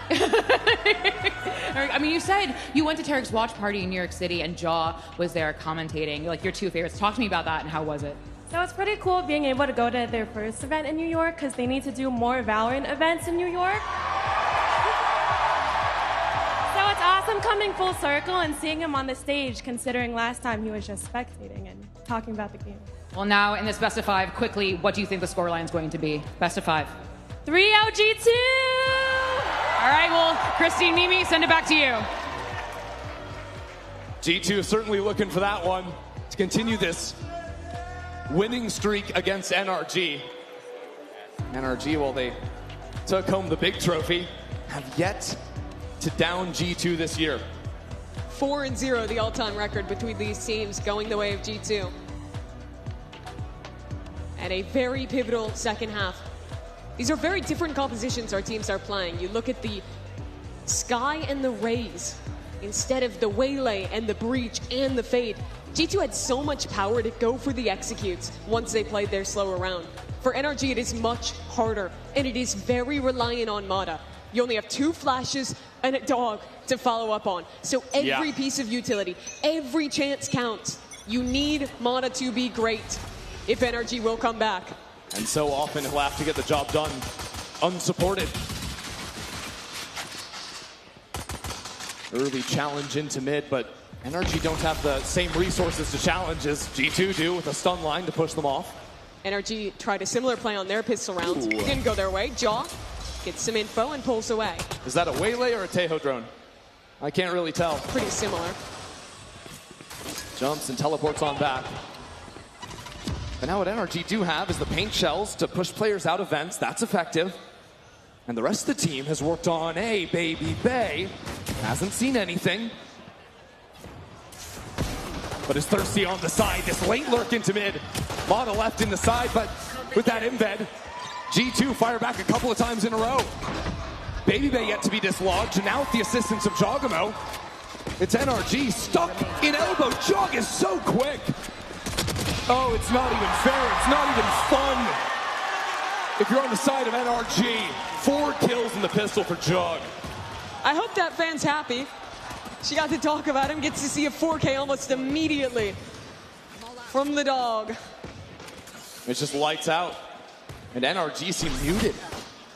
And I like the way that G2 played this. Notice how they were almost always playing back, waiting a moment, and then re-aggressing into space instead of holding forward. It was the refight mid, then they're refighting back into vents. Their composition is going to shine at fading out NRG's utility and then using their even better utility to get Jaw back into an angle to aggress. NRG not risking it all here with a round 2 force. Anything on the next. And now this round becomes a little bit more of a fact-finding mission for them, trying to understand what G2's default is, although this is a very different look to the last round. Little catch combo in mid there. Snake bite into C's. They get a couple impacts in mid and slow things down. But G2 is just playing a very passive round here. They don't want to give any potential Ultimately, for a pick. though, NRG should be looking for this vents control pretty frequently. They have the utility to do it. They can leave late lurks to pivot deep into the rounds. Problem is, baby base spot here. Spike down. Or crossfire action from G2, but he gets abandoned just a tad. Now finally, Valen comes back in for a few eco frags of his own. All things considered, I don't know if NRG learned too much from this round. No, all they saw was a passive That's mid setup crazy. and Jaw another multi-kill. The worst part for NRG is they probably think that Jogamo just pushed down A main at the start of the round and came back, but he was hiding on site the whole time. Yeah. Jaw has had a tougher year. He has been in Yoru jail the whole time. They've asked him to teleport into his death round after round, to follow up a Teo drone, to use his ultimate. Now miserable. He's free. He gets to play the Waylay. And he is so good when you let him off the leash. I mean, he's sitting at a 3-1 KD right now, 21-7. But now to give it go in this second map, NRG have to win this one.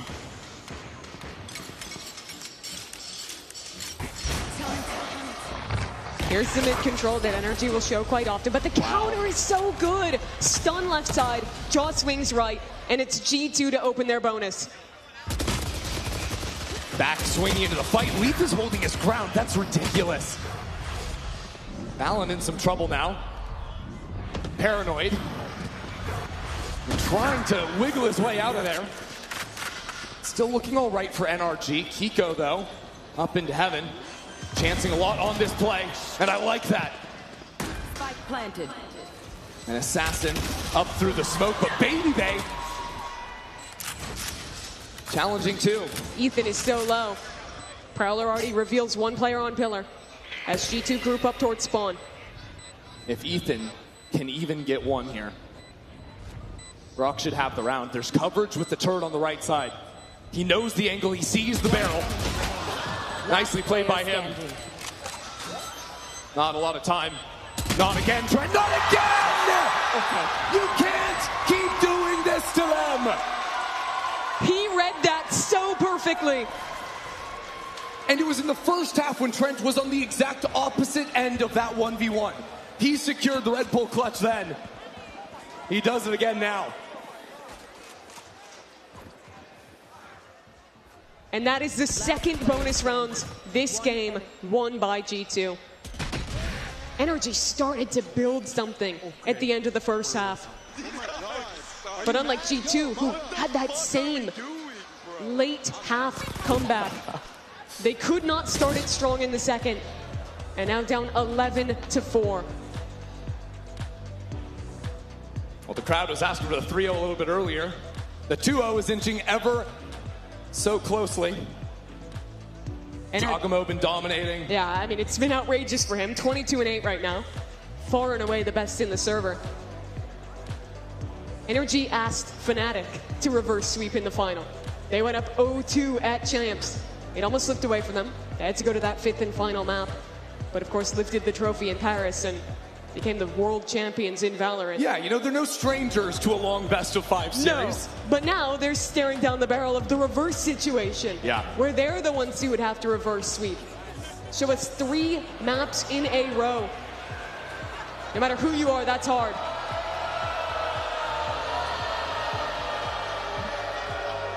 I appreciate the boost for that sign. Thank you.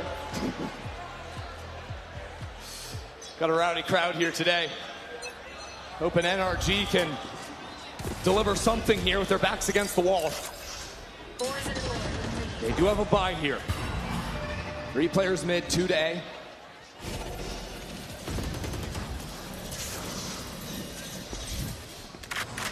Baby Bay is completely on his own. The smoke just went down and he saw Brock.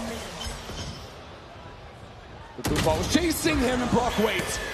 All right, NRG still looking to go back into A. Look at the ground, Scuba. Inching forward. Dogma now rips the ulti. Around on the site, the support from him is beautiful. He's getting the kills too. Spam through the wall. Everything perfect for G2. Scuba on 5 HP. That spike up in heaven. Valen pushing the flank. Does he know? He wants to go back to mid. He's got his knife out. Wrap it up. This one's over. Jaw's name left the conversation for GOAT after 2023. He had such a showing at Champs. Best raise in the world, what so many people were calling him. But then he chose to stay with EG for another year. Didn't get to attend any global events. Didn't get to rekindle that magic. And with his start on G2, it was slower, like I was talking about, always having to play that Yoru. But this is that Jaw, the man who won Champs, won the last international final on American soil. Rearing his head again.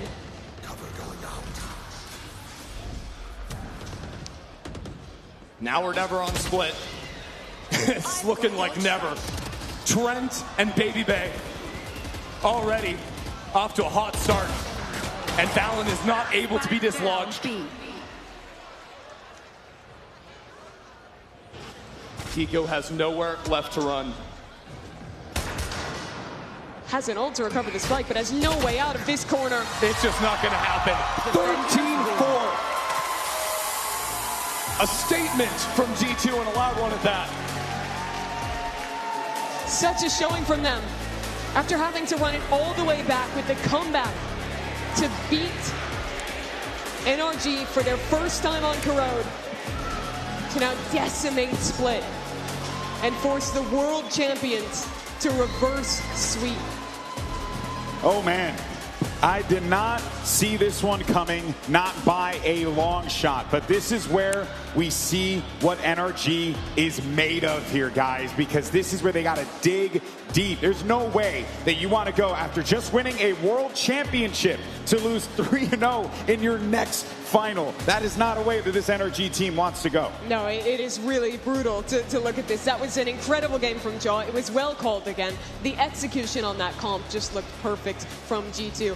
This is NRG now in a very bad spot. Absolutely. And, you know, you were talking about that final a little bit earlier, how NRG, they were the ones in the commanding position up 2-0. It's starting to slip away from them. They only needed to win the one map. That was the pressure, was win the next map. Now they have to win the next map 3 times in a row. Dude, I mean, it's a tone setter, right? You get that win, you're letting your opponent know you don't fear them at all. And this result really just exemplifies that, Mimi. And we're talking about finals. You're alluding to what happened in Paris.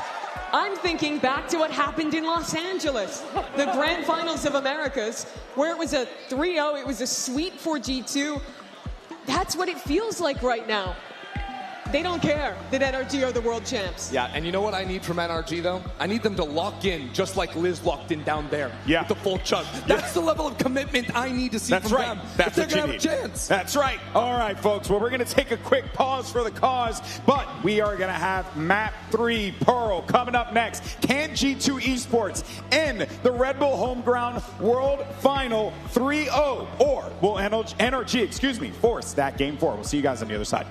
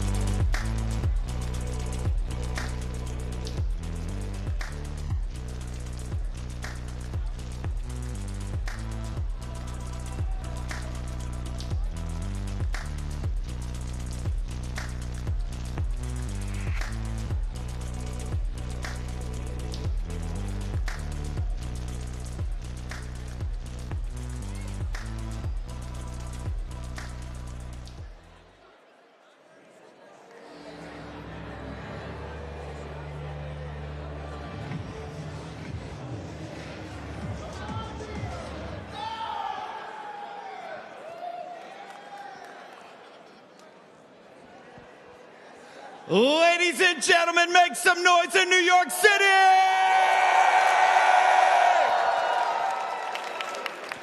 Guys, we're starting to panic. We thought we were going to be here all night for a Game 5, but G2 is on match point. So I'm doing a massive giveaway right now. Who does not have any Red Bull gear that would like a hat?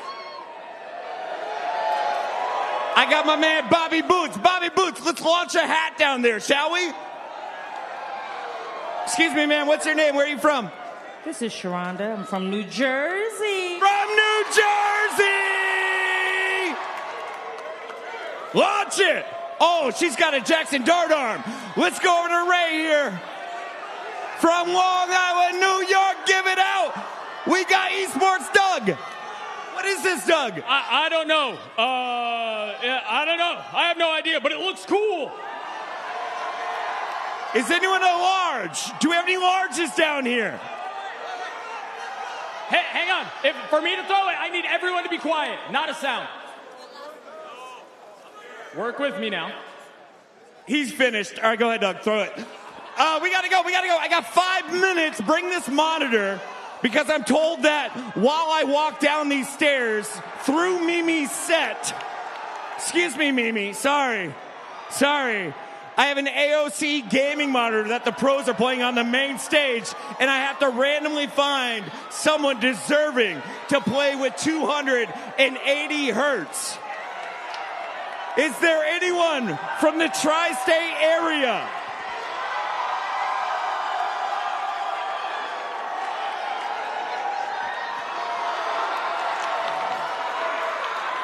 What's your name? You are so loud. Sammy. From? New Jersey. Obviously, give her an AOC gaming monitor. Sammy from New Jersey, you just got hooked up. Good luck taking that back on the path. All right, I got to keep it rolling because I've already given out thousands of dollars in hats, hoodies, T-shirts. We just gave away another AOC gaming monitor, but the question is, who dropped most kills? Production, do we have a final answer for game number 2? Most eliminations. It was one of the 10. Ethan, Mata, Brock, Scooper, Kiko, Valen, Leaf, Trent. Was it Judge? Was it Baby Bay? Final score, Liz, who was it? It's the dog. It's Jajamo. If you have Jajamo on your hand, come to the front right now. You are walking away with the second AOC gaming monitor. And we are not done yet. I just spilled my Red Bull, but it's okay. I need 4 competitors. How much time do I have, production? How much time do I have? We got like 2 minutes. All right, we're going to play this fast and furious. I need one from the back. His girlfriend's pointing at him. Bring your hat. Come on, let's party. Yes, you. That's one. Who's got an NRG jersey on? We need an NRG comeback. Get your face up here. 2 more. Who's a Baby Bay fan? Who's cheering for the Unks in the building? Get your face up here. 1 more. Who out here loves Golden Boy? Yes, I see you standing on a chair to cheer for Golden Boy. You deserve a spot. This is our Herman Miller embodied. There is no better gaming chair on the planet, a $2,000 value. But this weekend, it's 25% off to everyone who came out to Red Bull Homegrounds. Ladies and gentlemen, if you didn't see it yesterday, we call this game Musical Chairs. 3 chairs, 4 contestants. Let's start it.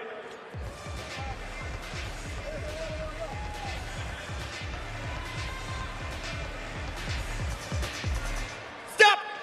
No! Thank you for playing. Hold on. Where are you from? I'm from New York. What's your name? Luke. Luke, do you feel like you missed out on this opportunity? I feel like I should have trained harder and been more prepared, but, next time I'll be... Better luck next year. More esports in New York, says Luke and I. All right, we got 2 chairs, 3 competitors. Start the music.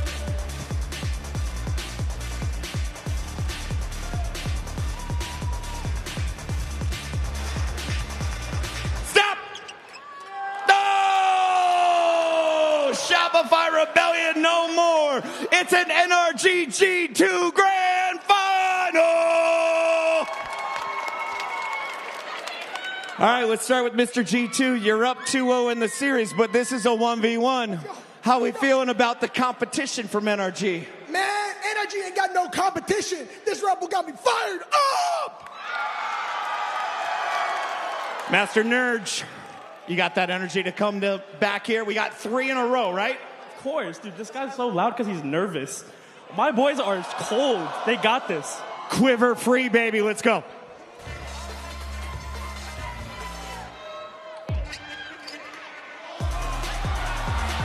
Oh, no. Is that a DQ? Not yet. No. It's because I spilled the beverage. We're all right. You guys keep battling. I like this. We got like a defensive end chasing a QB. Oh, it's going. It's no, that was a drop. We're going. That's 2 DQs, says NRG. That's 2 DQs so far.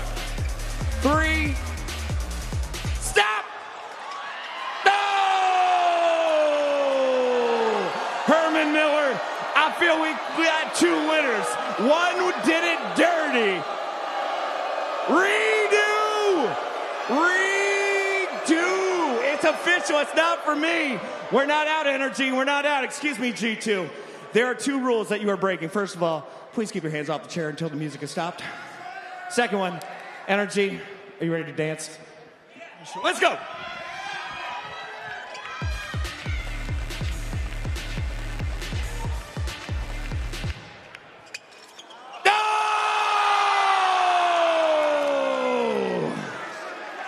Ladies and gentlemen, I will officiate during the break. In the meantime, we got a game 3 coming up. Make some noise!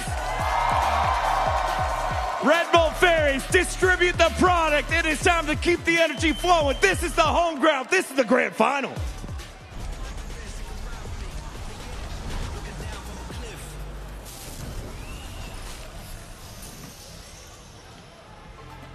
Oh boy, the battle's happening on stage and on the side of the stage as well. That was violent. Oh boy. All right, well folks, G2 Esports, they're up 2-0 against the world champion NRG roster. And we have Pearl coming up next. Doug joining us here on the desk. And Doug, what do you make of the series so far? Because this is not going the way that I or any one of us thought it would have gone. Honestly, I'm shocked. I think a lot of the momentum that NRG brought into this series seems to have gone. Really, even you think about some of the early rounds in the first map and how that shifted so hard. And, I think there are a lot of things we can talk about. Baby Bay is continuing to play his role well. Jogamo has been Jogamo. But honestly, Trent has been lights out. He has delivered every single time he's been put into these clutch positions. And I haven't seen him lose one yet. To me, it looked a lot like a comp diff as well. I think for G2, the way that they constantly had that next layer of reclear util on defense with the double initiator and the waylay, and how on attack, they always had a go button, even when they were playing their slow rounds. You contrast that to NRG, whose only option was to play slow and almost overly rely on Mata to perform on that raise. It just really didn't work out. And now, a reverse sweep on the card for the champs. Yeah, that's the only option that they have here. Let's go ahead and check out the agent select and see what we're going to be playing here on Pearl. And let's see here. Okay, so we're getting some Tejo in play as well, right? Seeing that Killjoy get locked in by Baby Bay. Anything here, Doug, that is sticking out to you as you look at these agents? Nothing really on the G2 side. I think they've continued to show that they want to lean into this double initiator comp and put Dre on some sort of like Senti Viper role, and I think that's going to be the same here. They continue to lean into the Tejo, as we've seen them really be the only team who has not pulled away from Tejo, even given some of the nerfs. But I'm honestly a little surprised to see that NRG is leaning into that a little bit, and particularly having Ethan on the Tejo.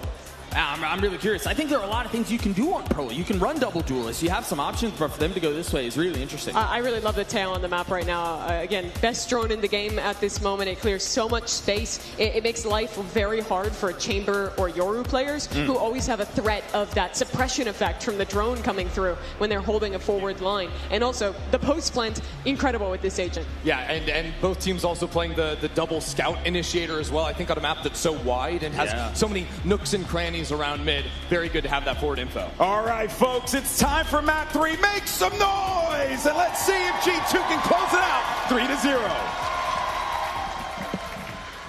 G2 started things off so hot. Coming out of the gate in map number 2 after the slow start of Corrode. But all things considered, they're the ones in the victory position now. And they're going to have to sight read. It's not a wild comp, but it's the first time G2 played Pearl since its re-edition. And there'll be a brawl towards B. NRG on the attack. Giacomo That's actually stuck there. He's stuck in the corner. They weren't ready for that one. Little 1-for-1 to start things up, and now the lurk from Scuba. Leaf waiting on the jiggle. Dink through the box. It was. How did NRG react off that? They leave Kiko on the embed. Hey, that's okay. NRG have plenty of time to work with. Biggest problem right now is Baby Bay. His turret watches towards art. He's watching A main. He can leave his teammates triple stacked on this B site. A nice pick there from Kiko. On the Killjoy on this map, but that lurk found on the opposite end. Yeah, with that pick there, Baby Bay thinks it's going to be a B finish, tries to walk up, and instead opens A. Where are they going now? NRG are paralyzed. They wanted to go back into the lurk, but then it ends up dying a little later. Now Leaf walking up mid, he hears the footsteps. By moving forward, he can now call Valen onto the B site, and they're taking their time. G2 are 3-1 on pistols. Oh, no. NRG cannot let this slip. 30 Rock seconds. is low as well, but Leaf was spotted early on. 25 seconds left. Valen unseen. They're unaware. And now he's still putting pressure down. Valen is just way too good. That's a calamity for NRG.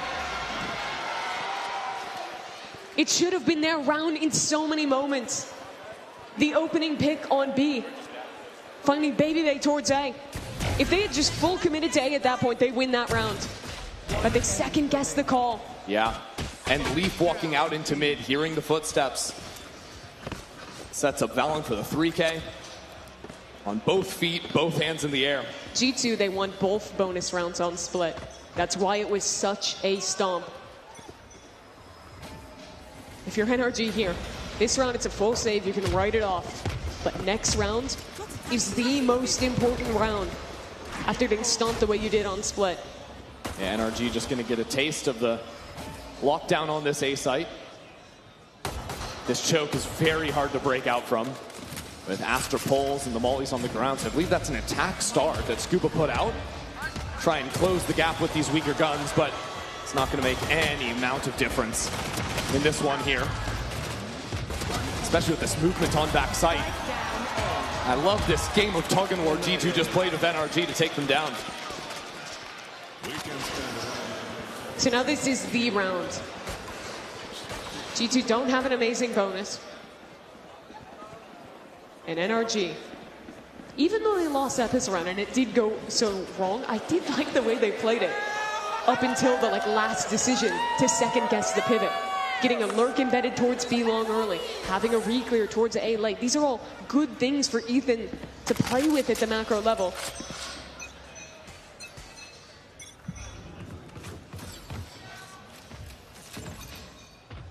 NRG's solution on the anti-bonus is to let Ethan work A main.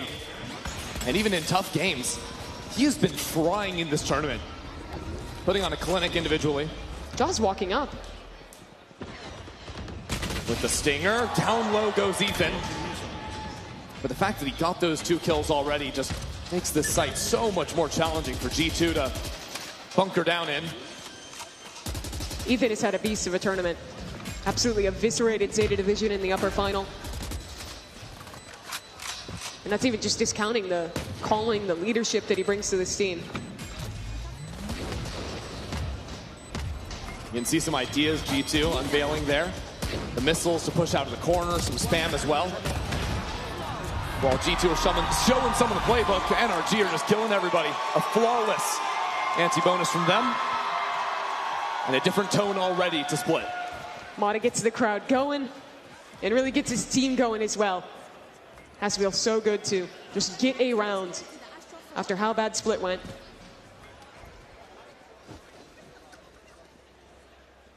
They showed a very weak start towards A main last round. Now they'll move Mata over towards that area of the map to help with the fight.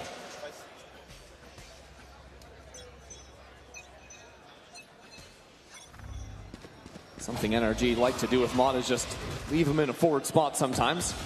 Let him work after, I think, some early assistance. And I like this default idea from NRG. They've shown it a couple times, trying to flush out the Yoru. That allows Mana to work the other side of the map, but quickly slips back. Is he going for it? I think he's just trying to fake, pull a rotate here, let the B-lurkers get something going, but they don't. Oh, Instead, no. it's G2. Activate on 2 fronts. And NRG had left the spike back in spawn. We're hoping either side of the map could find success. But over an art, a turret is broken.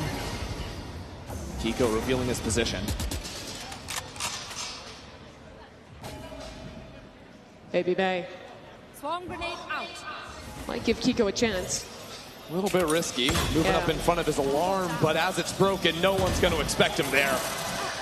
It's a risky play. If the whole team was there, at most he gets 1.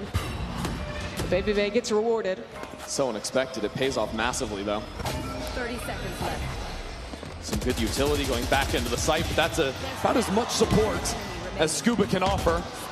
And Amato is left without even his teammate. So NRG cannot tie things up again here. G2 playing both sides of the map beautifully.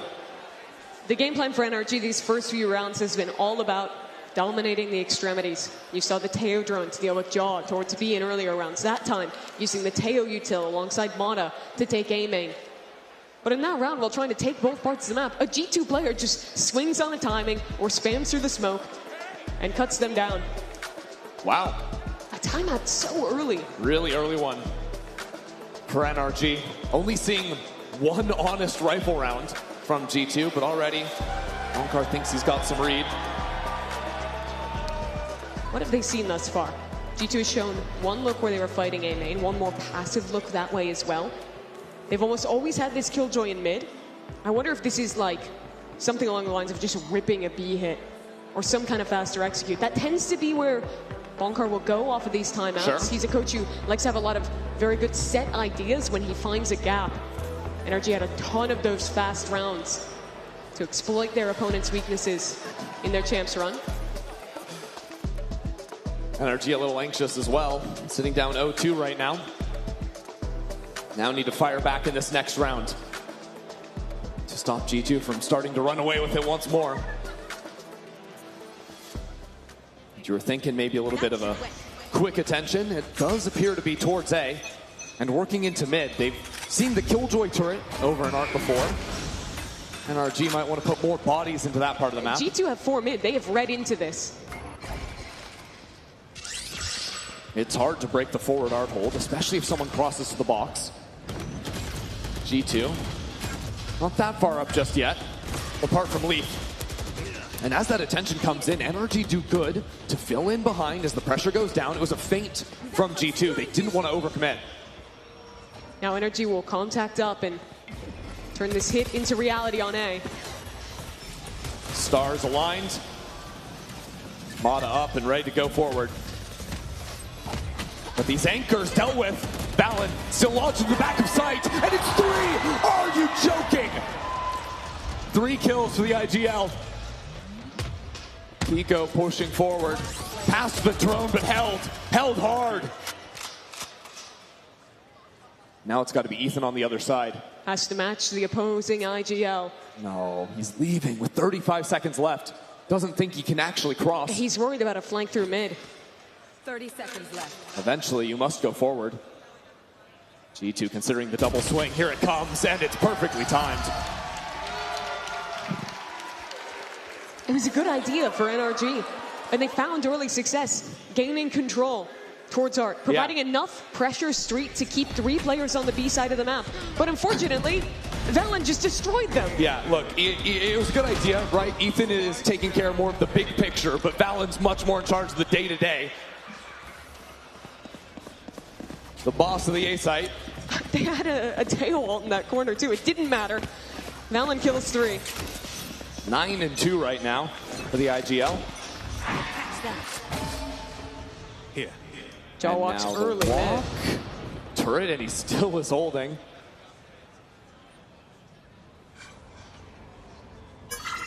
Whole lot of patience out of NRG. The jump peak is still shot through the wall.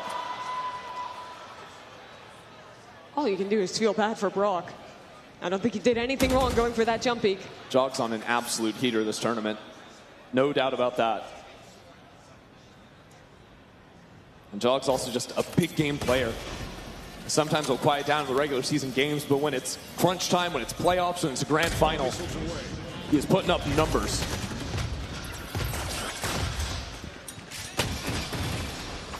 NRG just trying to explode mid on their eco, but G2's here to clean up. Flawless anti-eco. And when you talk about Jaw being a big game player at these global events against a top level of competition in front of huge crowds, Ethan knows that firsthand. Last time either of them played an event this big in the United States was Champs Los Angeles 2 years ago. They won that together. Now that IGL trying to figure out how to deal with his former star player. This is a major round too. 3 ultimates for NRG. G2 with 2 of their own. NRG can't afford to let these rounds continue to elude them. But G2 decided to play virtually full retake over on A. Just a Killjoy turret. Cosmic Divide, Yoruwald, such a great combo to do that. Yep. And with the threat of the lockdown, they're so happy to give this up. Like, great, okay, you wasted an ult. We don't care. If anything, that just tells G2 that they have more time to rotate over to this side, so they're ready to quick flood. Maybe they even got some chip damage in as well. A nice response from Bot, catches 2 players, but not to find a kill. This map is about to get messy. Babybay has a player right on his right shoulder, and that hold is good. Now in front goes Mata. The ultimates come down from G2. It is all go, go, go. Right on the other side of this spike, it's a mess. G2 playing on a knife's edge. And Brock right on the other side, waiting for a moment to dive in. No one knows what's happening in this round. No one has a clue, except for NRG back on the other side. It's Scuba to finish it off. I don't know how to parse that round, how to process what just happened.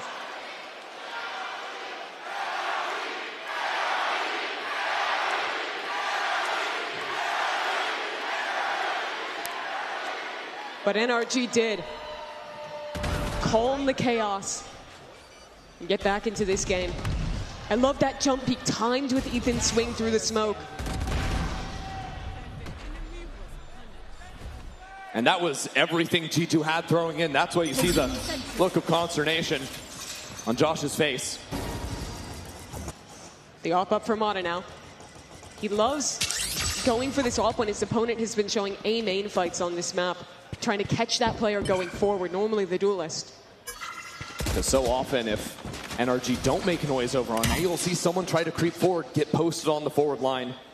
And maybe you get lucky, kill someone on the jiggle as they look for the orb. Because Mata's so patient with it. 30 seconds and he's barely twitching. It's been a while since NRG have shown that belong clear with the drone. Now they do. Minute left on the clock. NRG spread out 1-3-1. Yeah, they'll look back towards mid now. They put a lot of attention on Art. I wonder if that's what Bonker was calling out in the timeout to focus on. Well, I think it's about finding a Killjoy utility as well. They can break that, maybe threaten going back towards B. Use this timing of the pick to walk back into Scuba, but there's another player holding back sight. They got that same pick on the pistol round. They lost that round. The trouble is, just like the pistol, 30 seconds left on the clock. G2 have already started shifting towards B. Cosmic Divide. Dibby's up the site, jog in front of the wall, and the smoke goes down. Kiko finds him. And now Valen, having ideas of his own through the wall, is mad to go for that. And so is Babybay, one after another. 10 seconds left. Trying to disrupt this plant. But it results in Armageddon. Get out.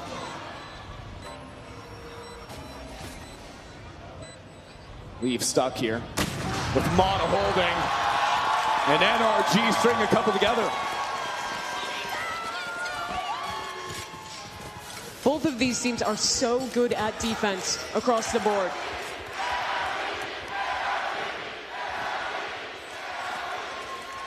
So it is always such a struggle to actually make something work with your attack side mid-rounding, no matter how excellent these two IGLs are.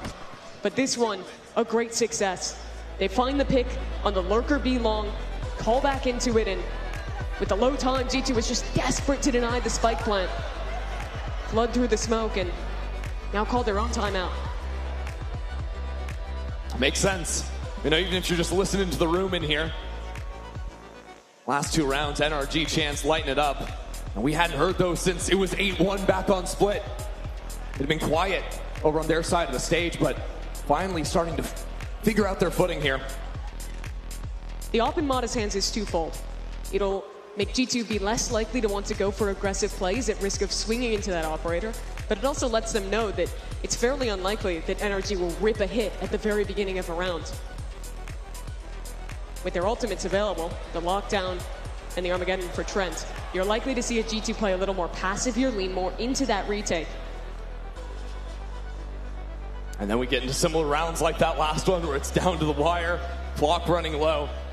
We've seen that actually from both these teams really taking their time on the attack. The last time NRG played Pearl, they played a ton of off-site post plants. Here, they've always been fighting up, and that's been punishing G2's retakes.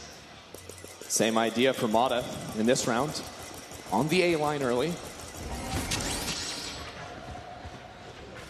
Prowler doesn't quite have the reach. Hey, it is so scary to swing into this op. Yeah, Jog just has a sheriff in hand too. G2 looking for some thrifty magic. Is that a seize play? Are you joking? It was a seize. I think there was a missile in hand combined with that flash. Okay. G2 pulling out all the breaks on the eco rounds. G2 are very happy macro right now. They have a main, they're bunkered on B, and they've chosen to give up mid completely. Maybe they even has a lockdown ready to go. You know what's even better than the macro? The fact that Jogamo picked up an operator. Oh, that pulled out the lockdown.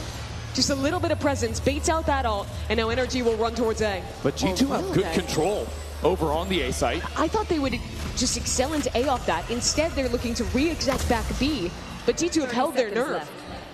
Yeah, Jog teleported over to the A side, so the operator not in play, but again, we are down under 30 seconds. And there's mollies. Oh no, it's a disaster. We haven't really seen Baby stalling out on this side of the map.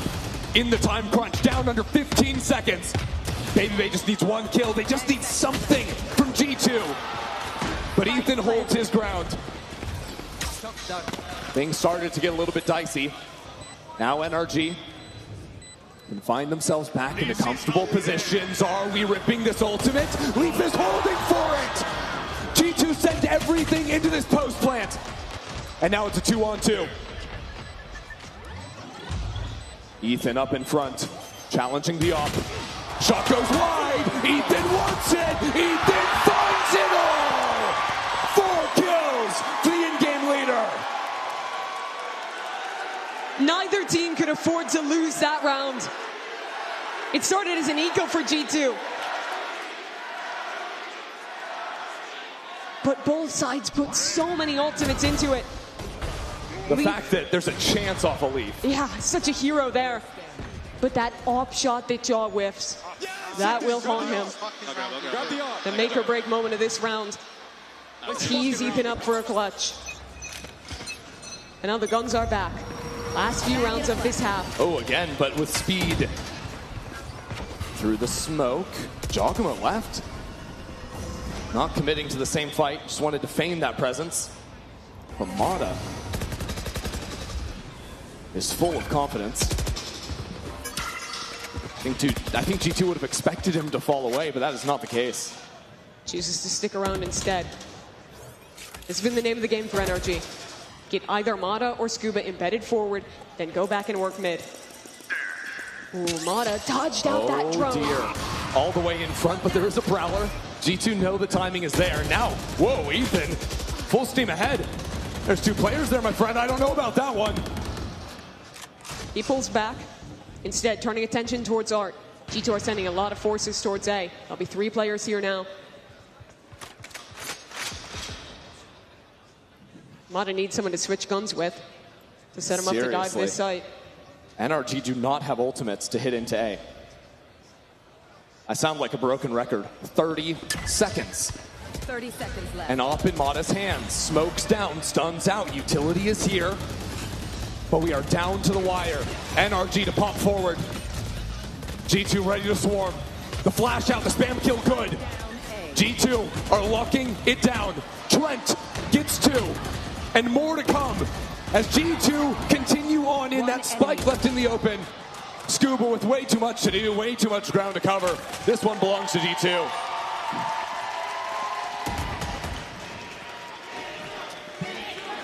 Every round is coming down to the last second.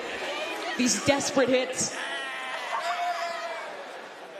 Knowing that that AWP is in play, G2 have all but ceased any aggression. Instead, just trying to pick away, get that util in hand, and then play these last second flood retakes. And well, NRG have done a great job of baiting out some utility, getting rid of things like the smokes from the Astra. Trent almost always has missiles in that last second, and those are so key to hold these sites light. Eyes on Jog. Dancing around here, revealed. Still thought about taking a shot. Time to judge. NRG have opened towards B quite a few rounds. They've never just sent a hard hit here. That's exactly what they're gonna do. Ethan fires off some missiles. Sight is bright, but Jogmo holds for it. He saw that play too many times before. G2's anchoring on full display. It's brilliant. And there's no stopping it. Scuba again, too late to the party. Without a hope in the world. Taking that back. Plenty of time, but no control of the spike.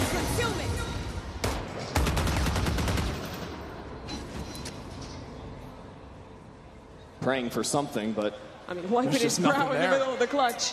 I think he knows how grim it is. The read from Jaw is immaculate that round. Because that's the double dive play we saw left. from Mata previously on Pro, right? Yes. Holds with the shorty in that smoke. Perfectly ready for him. And once Mata's dead in that execute, it becomes so much harder to win it out. He is the man opening the door for you. But as soon as he's killed, that space gets vacuumed back up by G2. And instead of them all looking at the waylay, they're looking right at the smoke as you flood through. Mata might look to change up his pathing if they go B again. Yeah, they need that backline distraction if the rest of the team is going to have a hope of advancing. But he has different ideas he can do. You can dive backside, you can dive towards street. Unfortunately, you only have one more shot in this half if you're NRG. Running out of time. Should I play some stars in this reality? Here you see it. Valen able to focus full attention on that smoke, took down 2. Most of this half has been slow round on slow round for G2, or for NRG rather. But now, after attempting the B hit, they look in the 12th towards A.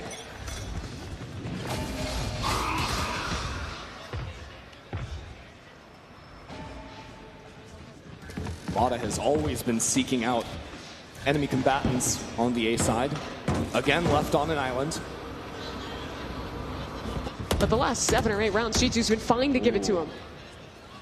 Portal closed. Time to jump. What does Jogamo feel like here? Normally that B drone means an in bed. This round, not so much. The re-clear from the tail drone there as well as in mid. Jaw gets caught on the spam. Such a kill for Brock. Just spotting the gun barrel and punishing. Hunter's Fury at the ready as well. NRG have everything they should need. No Yoru means no fast rotate.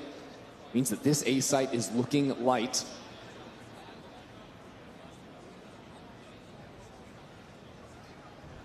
Two missiles still, an ult for Leaf. There is a ton of stall utility left on A. Bad news. Get used to it. 30 seconds. Ultimates exchange. Mata already into the thick of things and he snaps back out. They're still in main. And now there's 3 players from G2. Leaf ready to push out from Secret. The spike being planted, but there's a missile, there's a seize. There's so much utility being unloaded onto the spike. And that means chances for G2 to take. Scuba and Kiko fighting through. Valen in this position. In a 1-on-3. Mata waiting, and will take it. At the half, NRG trail by 2.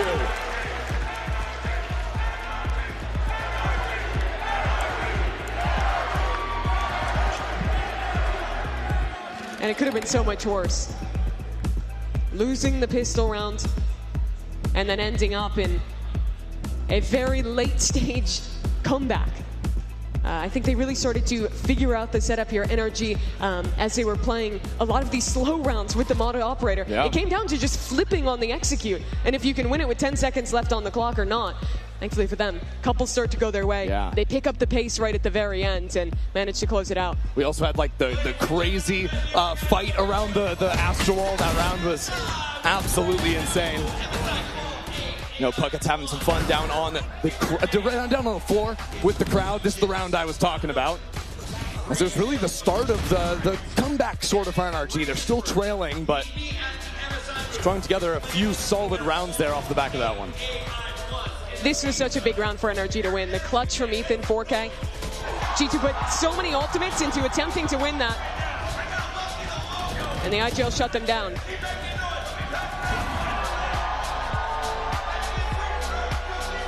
Here you can see the two in-game leaders playing very different roles on this map, but both ever impactful in the server. I think Ethan was still able to find a few major moments. Both of our IGLs top fragging currently on opposite ends of that first half. And that just goes to show, I think, Fallon finding so many opportunities, anchoring out sites on his own, but also Ethan in late round moments stepping up when the team needed him. Yeah, Ethan has been paramount for his team in this tournament. The first big achievement of his career was back when he was playing CS, won a LAN here in New York in front of a North American crowd. That was 5 years ago when he was a young rookie player. Throughout his career in Valorant for the last 4 years, he's grown so much, becoming one of the best supportive players in the game in terms of his utility, becoming one of the best leaders even before he was the dedicated IGL, and now returning to New York full circle, trying to win his second trophy in this year. And the whole time he's been a lethal shot as well. But now he needs to pull all of those different aspects together, because NRG sit at the back end of a 7-5 half, and they sit at the back end of a 2-0 map scoreline for this grand final. NRG have only won 1 out of 5 pistol rounds in this series. Suffice it to say they need this one.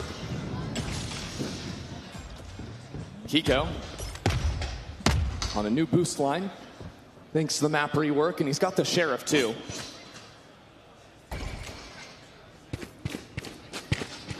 G2 no strangers to taking their time though, doing their due diligence.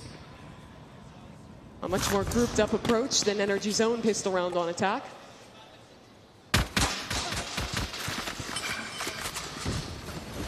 Shuri goes down. Even an early missile down by Street, it looked like. A little bit peculiar. Full retake setup for NRG. G2 was spotted out. A good reveal there. But he gets away from it. Will be able to play the retake. But really retaking 5-on-5 onto the B site. And remember, this is post-change. It is a lot harder now. There's tons of positions to anchor on site. Ethan making a lot of noise in mid, maybe trying to pretend there's a flank. Lost like 15 seconds. They have got to go quickly. That they do. There's missiles in the post plant. Could even be some stars on the spike. G2 really launched up forward in his baby bay to take the first one down. Shots exchanged, NRG the better for it. But now it's missiles, it's pull. The body block, not twice. And the clock's a problem. There goes the missile.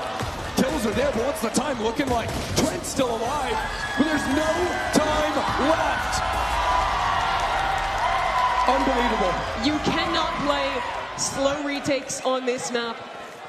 G2 get the Red Bull clutch. They win their 5th pistol round of the day.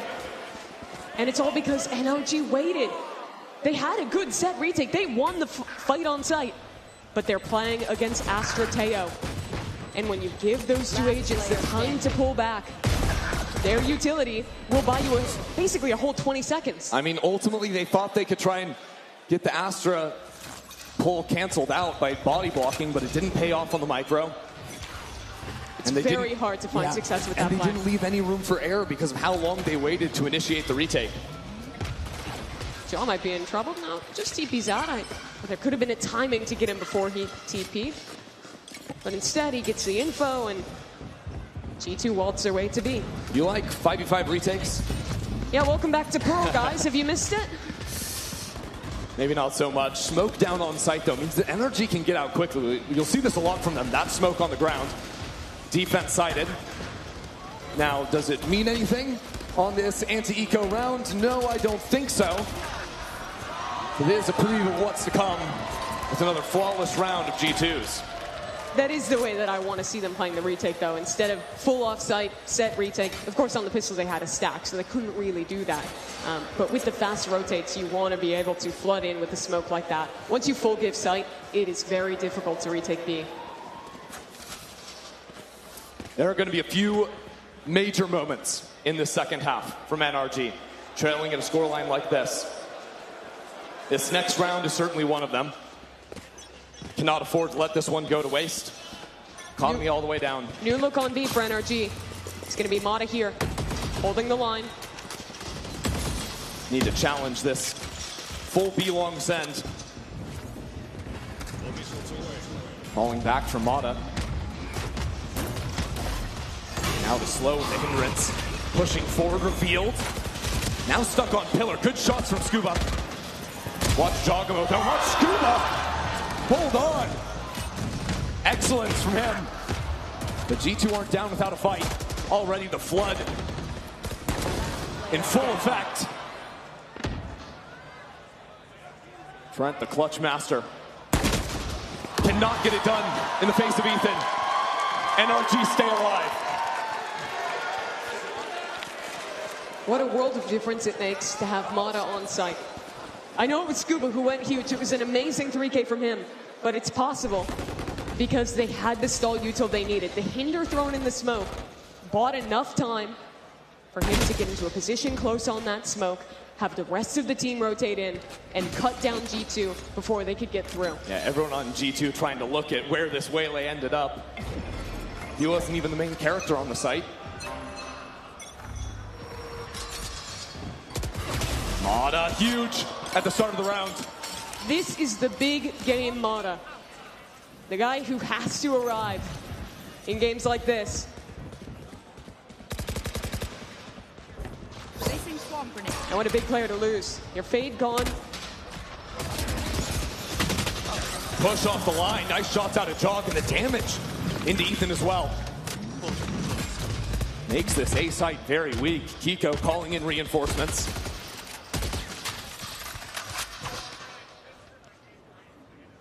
Scuba is so far up on this line towards B.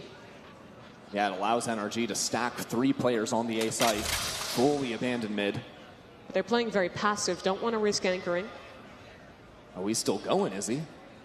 Where is he headed? In a moment like this, the choice to continue pushing or holding can often make or break a round. That could make or break a game, make or break a series. He's choosing to start the advance, but it comes at the same time G2 want to pop on A. 30 seconds left. Kiko, under pressure, the barrage incoming, and Mata spamming through the smoke. That could have just done it for NRG. Low timing on the clock. Kiko holds his own. Yeah, it's all coming together for NRG. A reversal from the first half. As Mata toys with them, up and over, end around. Now Valen left alone. NRG just dancing around on him. He gets a few, but that's not enough versus NRG. That's the right way to anchor the A site. Against a composition like this, G2 have so much execute power to overwhelm an anchor. But when you take that slight step back, play close on the smokes, can spam as they enter, and then swing forward when your teammates arrive with utility, and it becomes so difficult for the attackers to actually get any sort of foothold. And it's all made possible because of Mata, right? Bringing the energy. Gets that first pick early on, gets the spam kill after he rotates to A. And that's huge for NRG. They reset the money for G2. They're starting to get close to their big ultimates. Well, careful now. G2 have 3 of their own. Have won an obscene amount of thrifties this series and this year. There's always a danger to it. Forward post to Mata is gutsy. Yeah, second round in a row where immediately they take B long. Again, this Molly lineup from Baby Bay is such a challenge for Ethan. The way G2 have structured attacking art, they want him, is very challenging. And now the stun and the damage dealt early on makes that Stinger kill even easier. And Christy, now those ults become a problem. G2 can choose to use them. It's the same round, 3 on A for NRG, except it's Mata pushed forward on B. And he continues forward. There's 2 players waiting for a nice shot to Spike spotted. Spike down, B. The ultimate. Mata thought there was more. Thought he could hunt someone down. Not expecting the Spike to be alone. Not expecting it to be recovered. But he keeps walking. Post forward on B. Isolates G2 in mid. Time is an issue. Divide on B and an ultimate. G2 are sending 2 ultimates in on an eco round. Now pivoting back to A. And what this has done is it's pulled some rotates. Brocky's here with an Odin. Yes, he is. It doesn't look like Kiko's far behind him. He has to be dealt with. But all eyes are on Kiko at the moment. And now the dart reveals. And the stab begins. Brock has already done so much. Now G2 scattered to the wind. As more and more hit the pavement. Mata right up against the wall. G2 have to push through it. And it's to win the eco. Another shot connects. 1-on-1. The shot goes. It's unbelievable.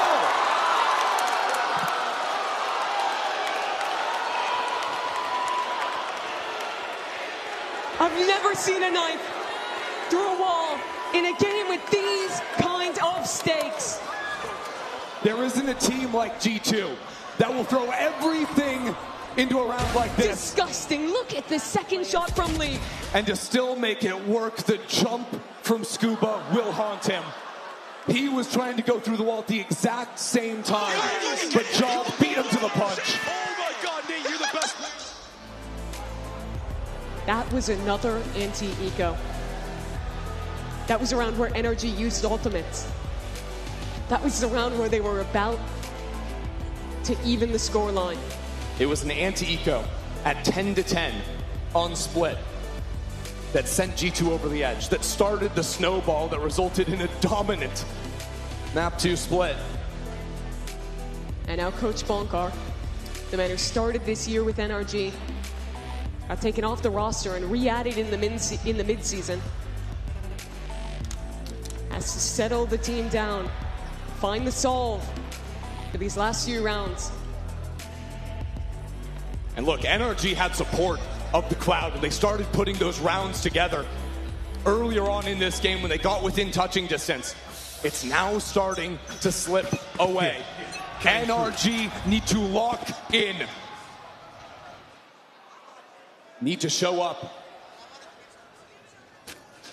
Just try and get this reverse sweep going. And G2, after moving away from the constant B hits, slowing the rounds down, they'll head right back to it. Ultimates at the ready. Ethan has loved to challenge. You give him an inch, he'll take a mile. He hears the spike. Now a Hunter's Fury. Brock seeking them out. No kills though.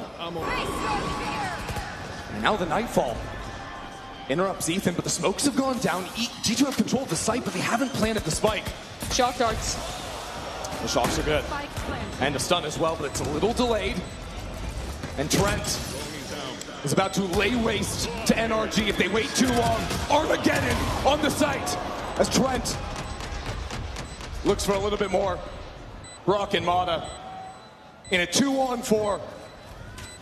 The series hanging in the balance. There's just no chance, not against Trent.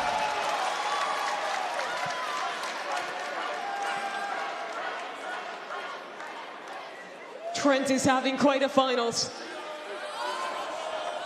Ended it with the clutches on split. Keeps it going here again.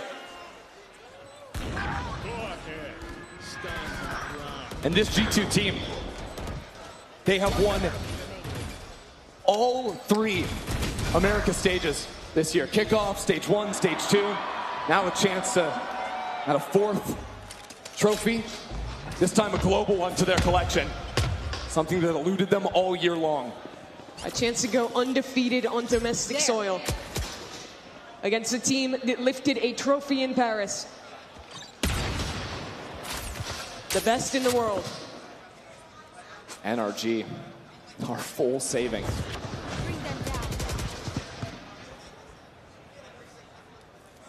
And this puts the pressure on them completely.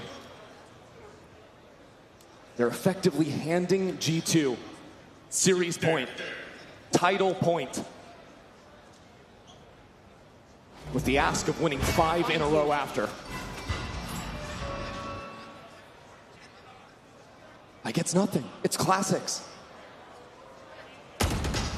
I don't care how good you are, Mata. You're not going to get it done from that position. G2 have been so good all year that you forget.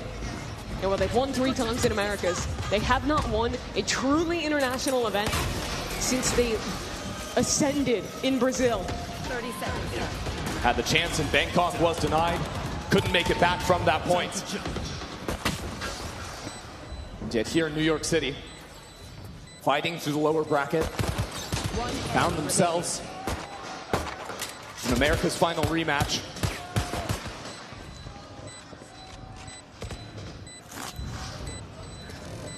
On the verge.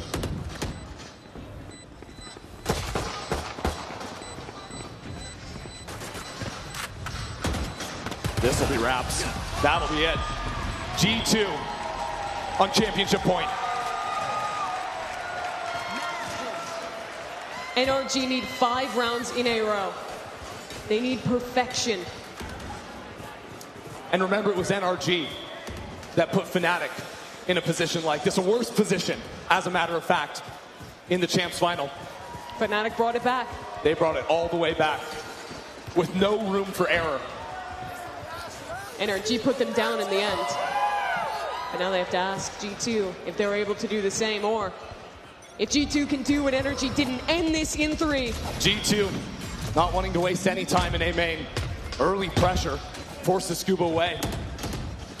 After showing fast rounds towards B, they slow back down and get John ult on A. It would be the perfect cap on a year for G2. So dominant at home. And it would be the perfect start of a new era for them. Putting G2 into this roster, Mata cannot find a chance to take the lead. You can see NRG, they want to make a play. Mata wanted to be the hero in mid.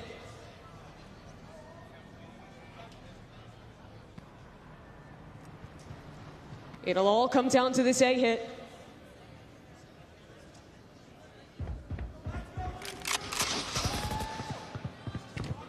Ethan, again, forced away from Art.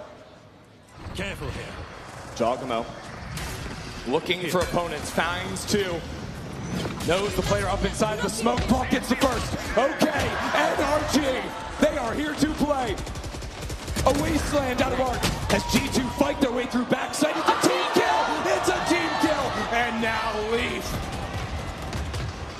Leaf is in a beautiful position. The lockdown now, it's all wrapping up. G2 have taken it all. Poetry as Baby Bay delivers the final blow. Out with the old, in for the new. G2 have entered another era.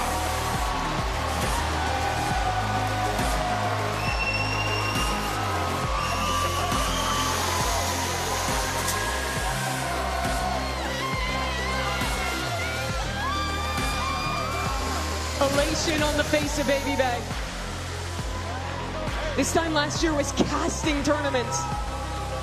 Now lifting a trophy alongside his new team.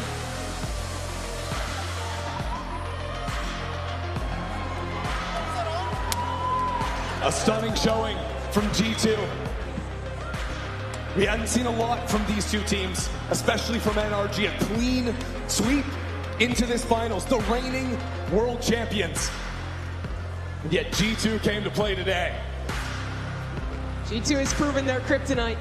5-0, their record. against NRG. G2 waiting for their moment. G2, the Red Bull Homeground champions.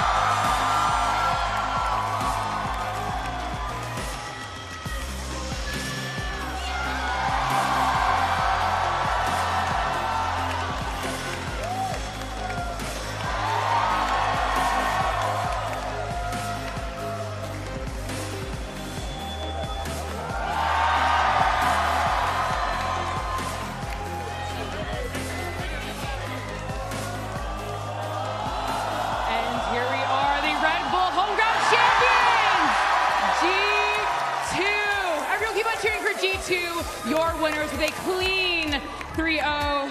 Josh RT, I'm going to start with you. Joshua retweets, come to the front. Fix your trophy. There we go. And then come to the front. I mean, what a hard-fought battle to get here. It was not an easy road. It was not a pretty road. But then you ended with a 3-0. Talk to me about the changes from, the bracket till now in this grand final. I mean, it was a battle. I mean, I'm just proud of the boys for just believing and sticking through it. We focus on us, making sure like we control our controllables and just make it work, man. That's it. Well, congratulations, Jojimo, on to you, the dog. I'm gonna squeeze in between you. That's okay, Josh. Thank you. I mean, brother, you dragged them here at one point going into OT. They were talking about you on the desk saying you're probably the MVP of this tournament. You don't believe that? No, I don't believe it. All my teammates are my MVPs. So. Okay, but let's be very, very clear. You understand how good you are, right? Sometimes. Well, you are the Red Bull Homegrown champion. Congrats. Valen, the IGL. I'm going to go between you. World-class IGL.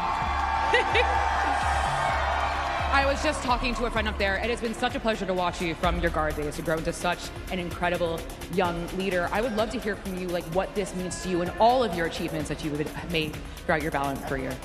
Yeah, this is my second Red Bull Homeground here in Americas. Sorry, I lost my voice from all the yelling. All good. This win is like the puzzle, the first piece of the puzzle.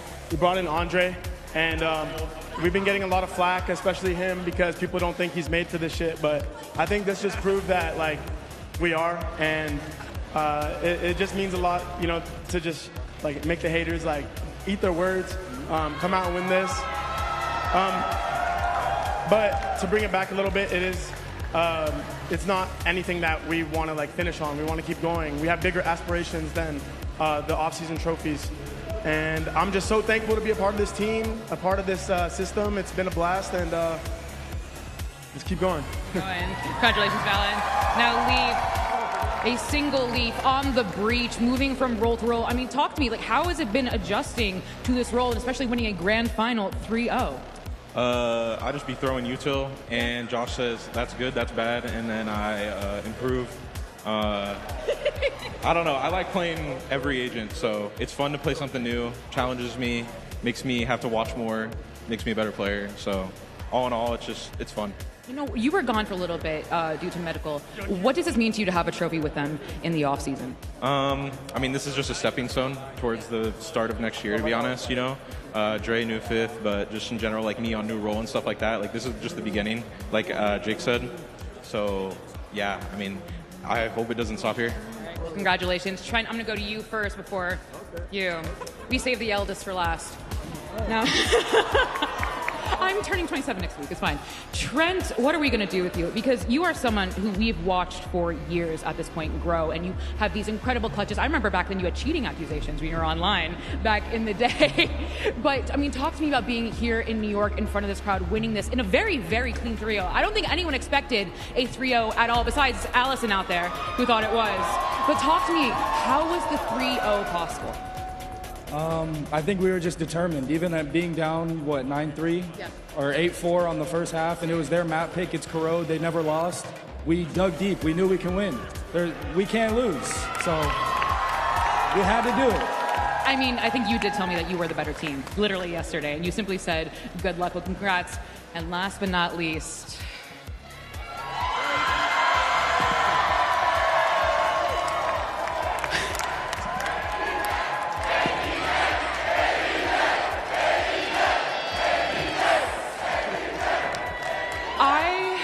I'm really shaking. I'm so proud of you. I'm getting emotional for you. Oh, I am so proud of you because you have worked so hard to be here. And to call a spade, everyone's eyes were on you this week, coming into this tournament, seeing whose shoes you're stepping into, being that full fifth. How is it, coming onto stage, being part of that system, I am the system and winning 3-0. How do you feel now? I mean, I feel great. I'm forever thankful for Josh specifically for believing in me because, I was working talent at an event. He comes up to me and he's like, hey, bro, you still got it? And then I talked to Jake there, and Jake, really shakes me down. He's like, bro, I know you told Josh you got it, but do you really got it? And I was like, I'm here, brother. I'm ready, bro. Put me in. So, thank you, guys. I mean, we weren't sure coming into stage 2, you were a sub coming in. Yeah. Talk to me about, this competitive edge that we see from you. The old, Baby Bay that we used to know from the other games. He's returned. How does it feel to be that competitor again? Because I know you as a colleague and a friend. I don't know you as a competitor. Yeah. I just think it's something special when somebody believes in you like that, and it makes me not want to let them down at all, So I'm doing it for them. I've already had a long career in this game, but if we can win some international trophies, it's going to be amazing, and it all starts right here at Red Bull Home Grounds. Starts right here at Red Bull Home Ground. Now everyone get up one more time for your Red Bull Home Ground World Champs, G2!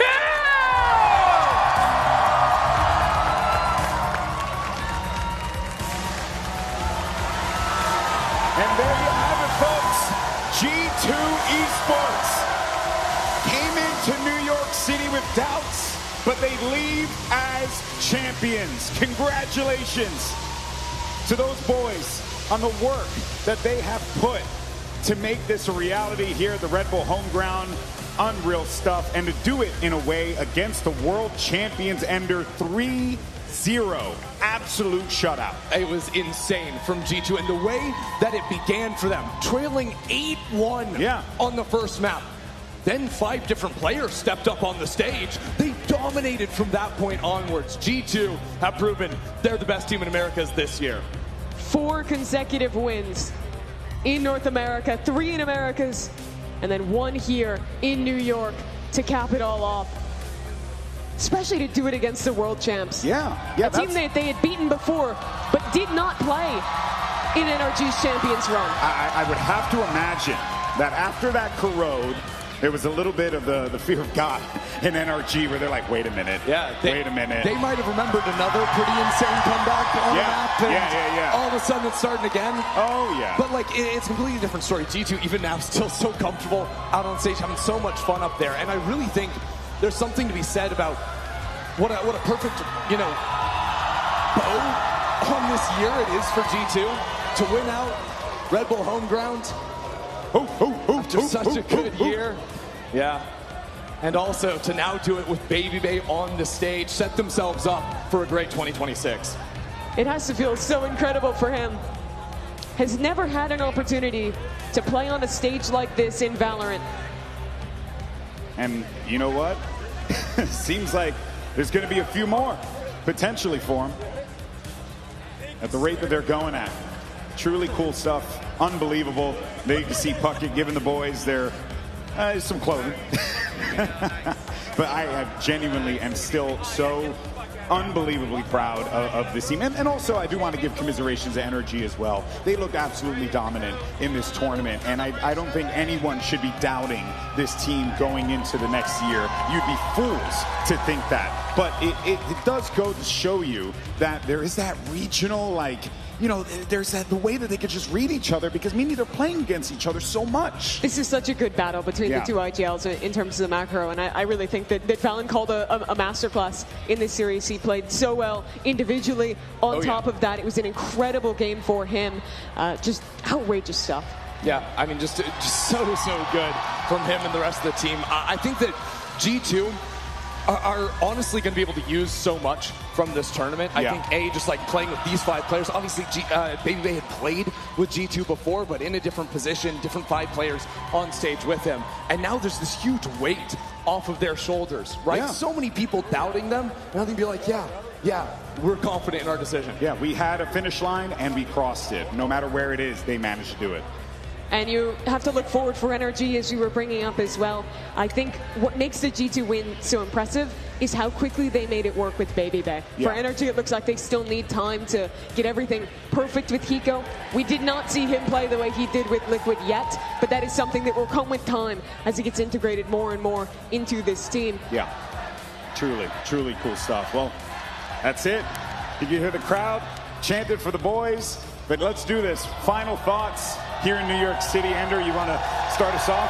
I don't even know where to begin. Like, we started with 17 teams the other day, played a ludicrous amount of games, new competition from all around the world. I just think it was awesome to see it finish with G2 and NRG here in New York City. And I truly think it's yes, G2 just crossed the finish line, but it's also just the beginning. Very true, very true. Mimi, what about for you? The East Coast does it different. That's right, baby. These fans have been amazing. New York, thank you so much. Give yourselves a round of applause, please, for coming out, for cheering for 2 teams you didn't even know who would be in this final. Yeah. But they sold it out immediately and showed up to just watch this spectacle. It really is something special. You know, I saw my first ever independent wrestling show right here in this venue, Ring of Honor Final Battle. It was one of the greatest days of my life. My wife bought it for me for my birthday, and I always thought one day I would love to be able to work the Hammerstein Ballroom and to be able to have done this, but also to have done it amongst my people. We got people from all over the country here, but more importantly, I do want to give a massive shout out to all the people who came in from the Bronx, from the Boogie Down, from Brooklyn, from Queens, from Staten, even Long Island, and of course right here in Manhattan, and everyone all around the world. We thank you so much. And if there's one thing that I hope you took away from this weekend, is that it truly is New York or nowhere. This is the greatest freaking city in the world. I'm so glad we got to bring Valorant here, and I want to do it again from the bottom of my heart. Thank you so much, and we will see you guys very soon. Long live New York City, baby.